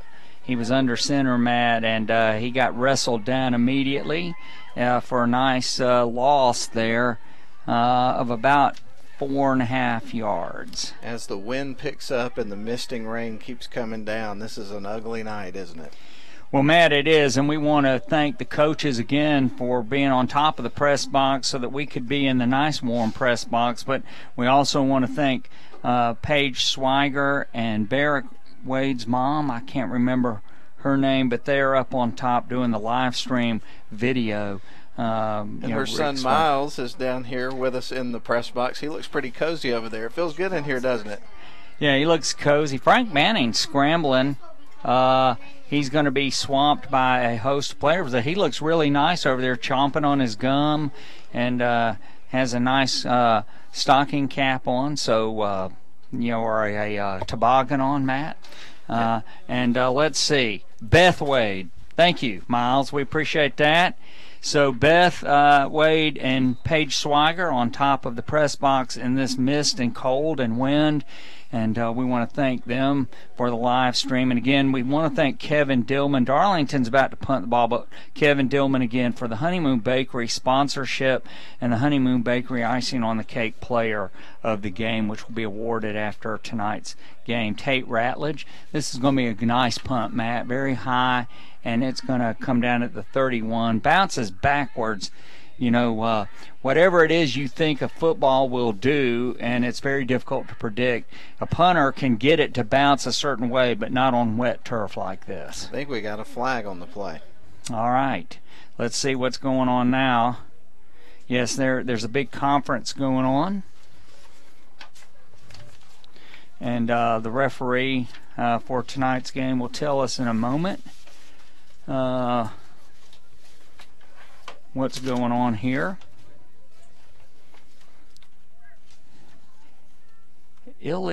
Is that an illegal? I don't know if that was an illegal touch. Illegal touching against Darlington. A little bit of everything tonight.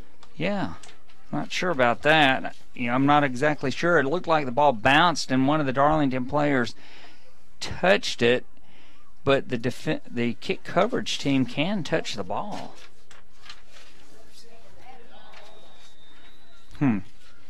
Okay. All right. So the Chargers, they are going to have a 1st and 10 at their 49. And, handoff to Keaton Mitchell and Cade Brock and Cam Watson getting. I have to say again, Matt, 2:14 to play, clock is running, 42-0 the score. But I'd have my starters out.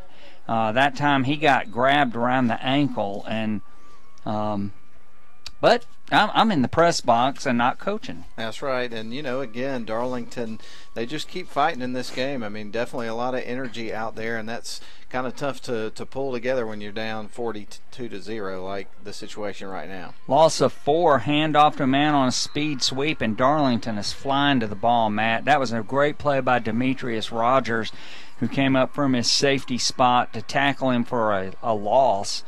And I believe that was that Austin Reed? No, he's the place kicker. Jalen Person. Maybe. Jacob Beelan, I think. Yeah.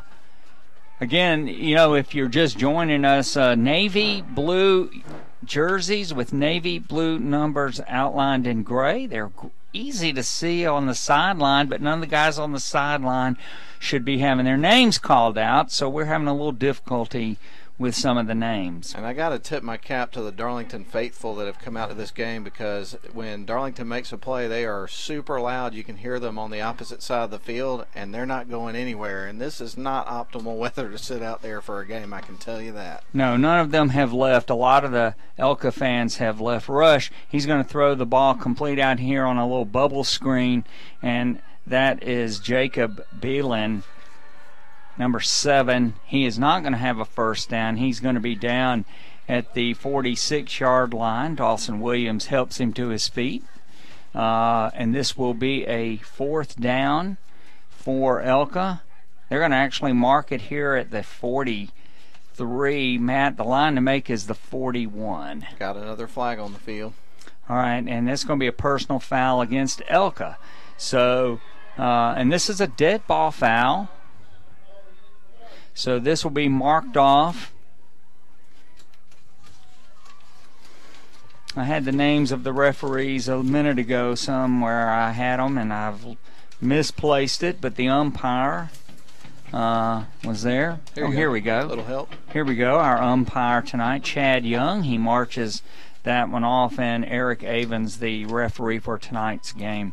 And Matt, they've done a good job of refereeing this game. There have been a lot of penalties, and now a timeout called by ELCA with 18 seconds left here in the 3rd quarter. So we'll keep it here, and then we'll send a break back on the 4th quarter. And Matt, Rome Orthopedic scoreboard tonight, isn't it? Coming tonight? Actually, we will not have a Rome Orthopedic Center scoreboard show tonight. As a matter of fact, that is going to be done for the year. And so we appreciate you listening to that program throughout the year. It's been a tremendous amount of fun. But we can go ahead and relay a few scores while we got a break in the action. Rockmart, the beat goes on for them. They're up 35-7. Rome is up 15-0 over Dutchtown. That one's in the 3rd quarter. You've got Stockbridge over Carrollton, 27-3. That was at halftime. I'm sure they've advanced beyond that point by this point in time. Prince Avenue Christian taking over now against North Cobb Christian. That kept it respectable for a half, but now it's 34-13 in favor of Prince Avenue Christian. And Savannah Christian over Fellowship Christian, that was a halftime score. I'm sure that's been updated by this point, but that's a few scores for you right now. And West Virginia trails Oklahoma 21-14 with 6:15 left in the first half. And Washington has a 1st and goal at the Washington State 5 late in the 1st quarter. Punt by ELCA. It's fielded by Casey Gunn. Casey Gunn trying to get to the far side. He is going to be wrestled down just like a steer to rodeo at the 35-yard line, and that will be the end of the 3rd quarter. So 3 quarters in the books. Darlington trails 42-0 in the mist and cold down at ELCA. We're going to send it back for a 30-second commercial break and come back for the 4th quarter. Don't go away.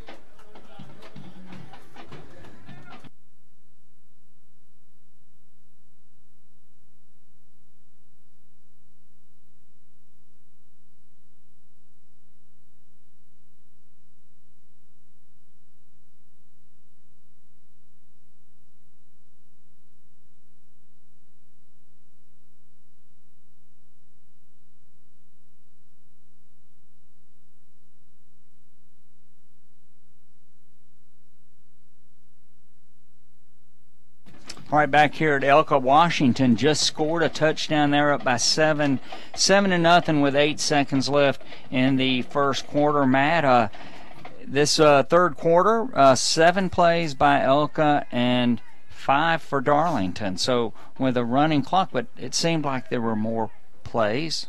But that's what we've got, and Darlington had 2 punts. Wow, yeah, and we just saw ELCA's punter come onto the field and punt the ball away, and one of the things that ran through my mind after he kicked the ball is, I wonder how many times he's actually seen the field in a game this year. I don't know. Not many. Max Preps had no punting records for stats for ELCA. They have team stats. ELCA has put theirs on there, and they had kicking stats but no punting stats. Maybe there weren't any. Yeah, maybe there weren't. All right, Colin Rogers goes in motion. Frank Manning rolls to his right. He steps up into the pocket. He had pressure, and he's going to be tackled at the 35-yard line. And had a man breaking deep on the far side, but man, that's a hard throw to make downfield that far when you don't have your feet planted. Yeah, when you're playing up against a defense like this, every hard is a hard throw to make. I mean, this team is just unbelievably talented. Yeah, and they find that they're in the right places, and they're not just fast and athletic. At the beginning of the season, when Kirby Smart was talking about how young Georgia was, he said, we're really fast. We'll just get to the wrong place real fast. But ELCA, they're very fast and very, very well coached. And a handoff by Frank to Colin Rogers, who kind of stopped and then went off on the right side.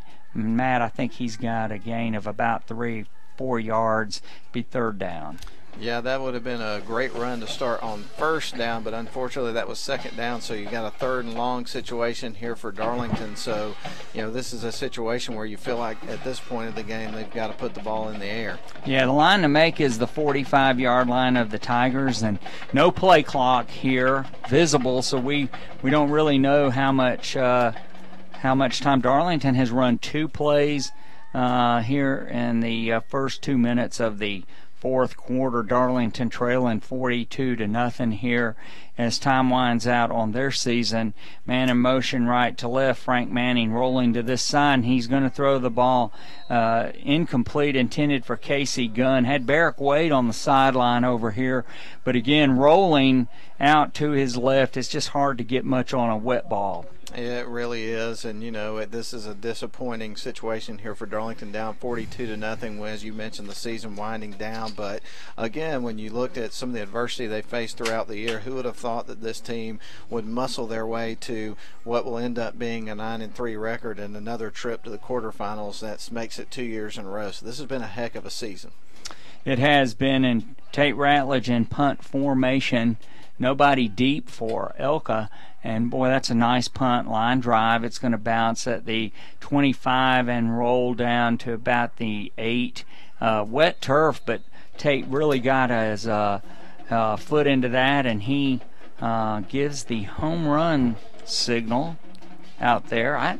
I'm not a, I don't want to criticize, but I'm not a big fan of those kind of things when you're down by this much in the game. I get celebrating the small victories, but you're down 42-0, so I'm kind of surprised that he would do that. Well, we talked about that last week. When Aquinas had somebody make a tackle in the backfield with 58 seconds left, and he was, dancing around. And but anyway, ELCA, they have the ball inside their 10. First down. I do believe they have a different quarterback in there. He keeps the ball, and finally he gets out to about the 15 before Darlington has a couple of people wrestle him down out there. It'll be second down and about 2.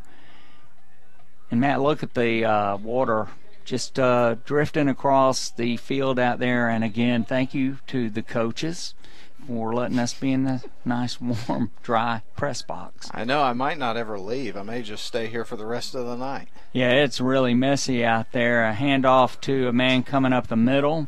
And again, we don't see the numbers from this distance because of the ELCA uniforms. And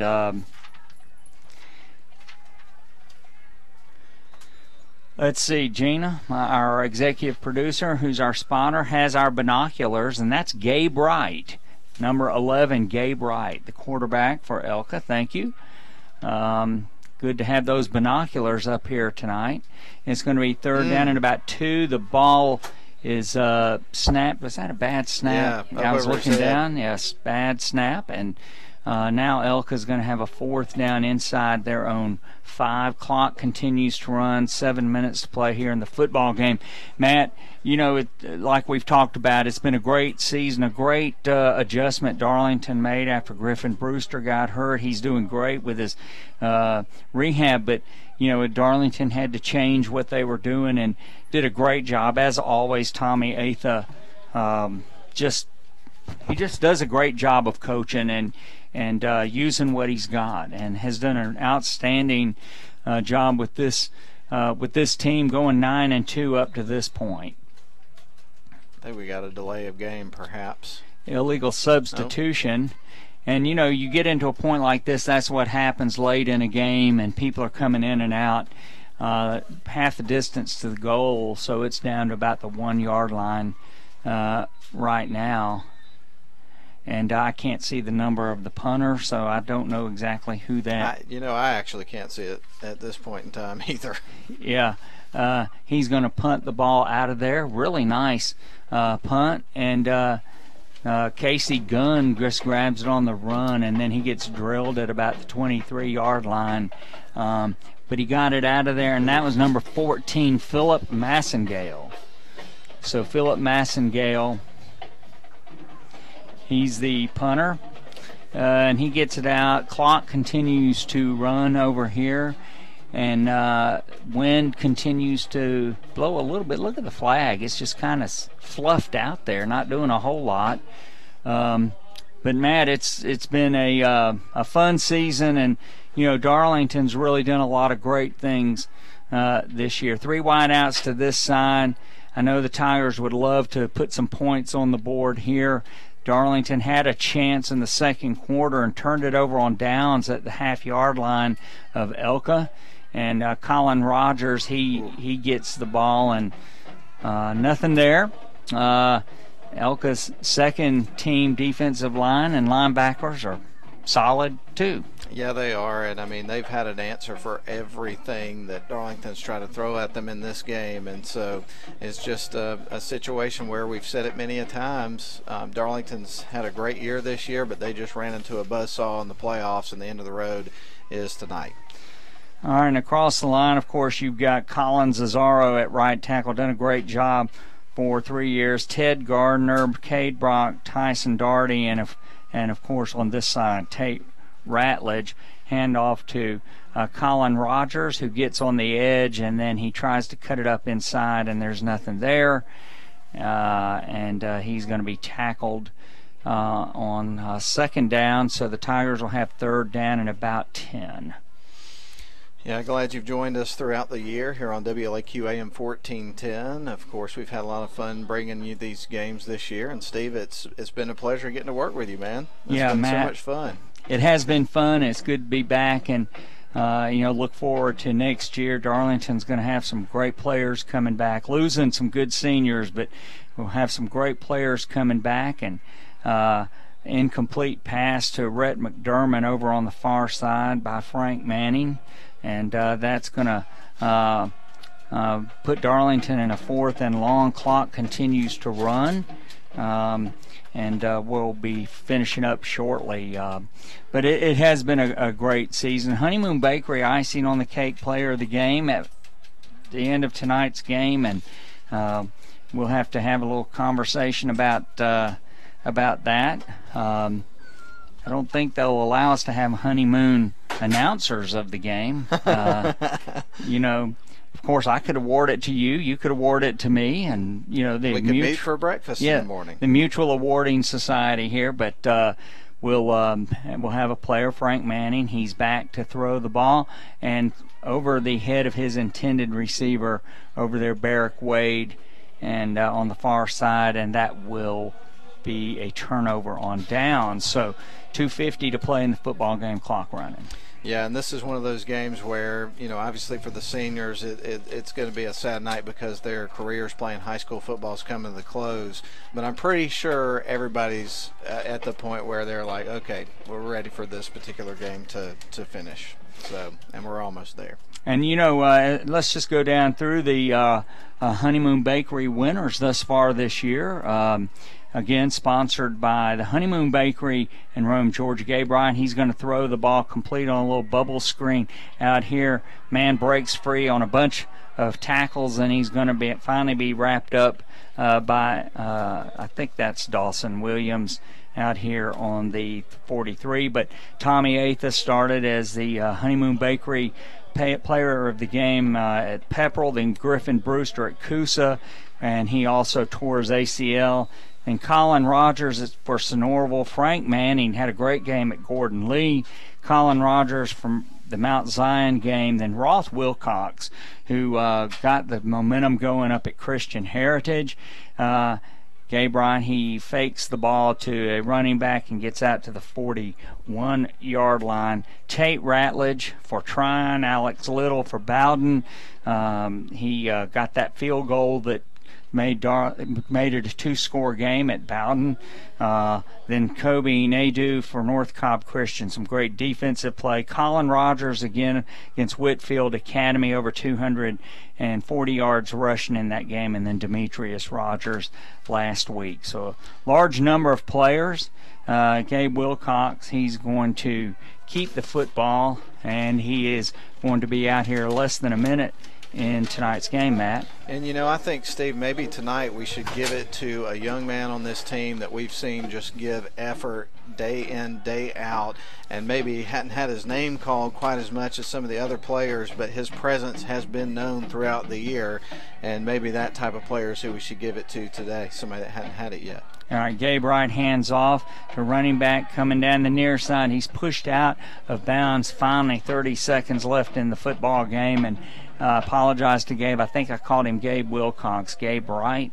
And that may be the last play of tonight's football game. Winner of tonight's game will be ELCA, and they will be playing the winner of the Fellowship Christian Savannah Christian game. And Savannah Christian was ahead.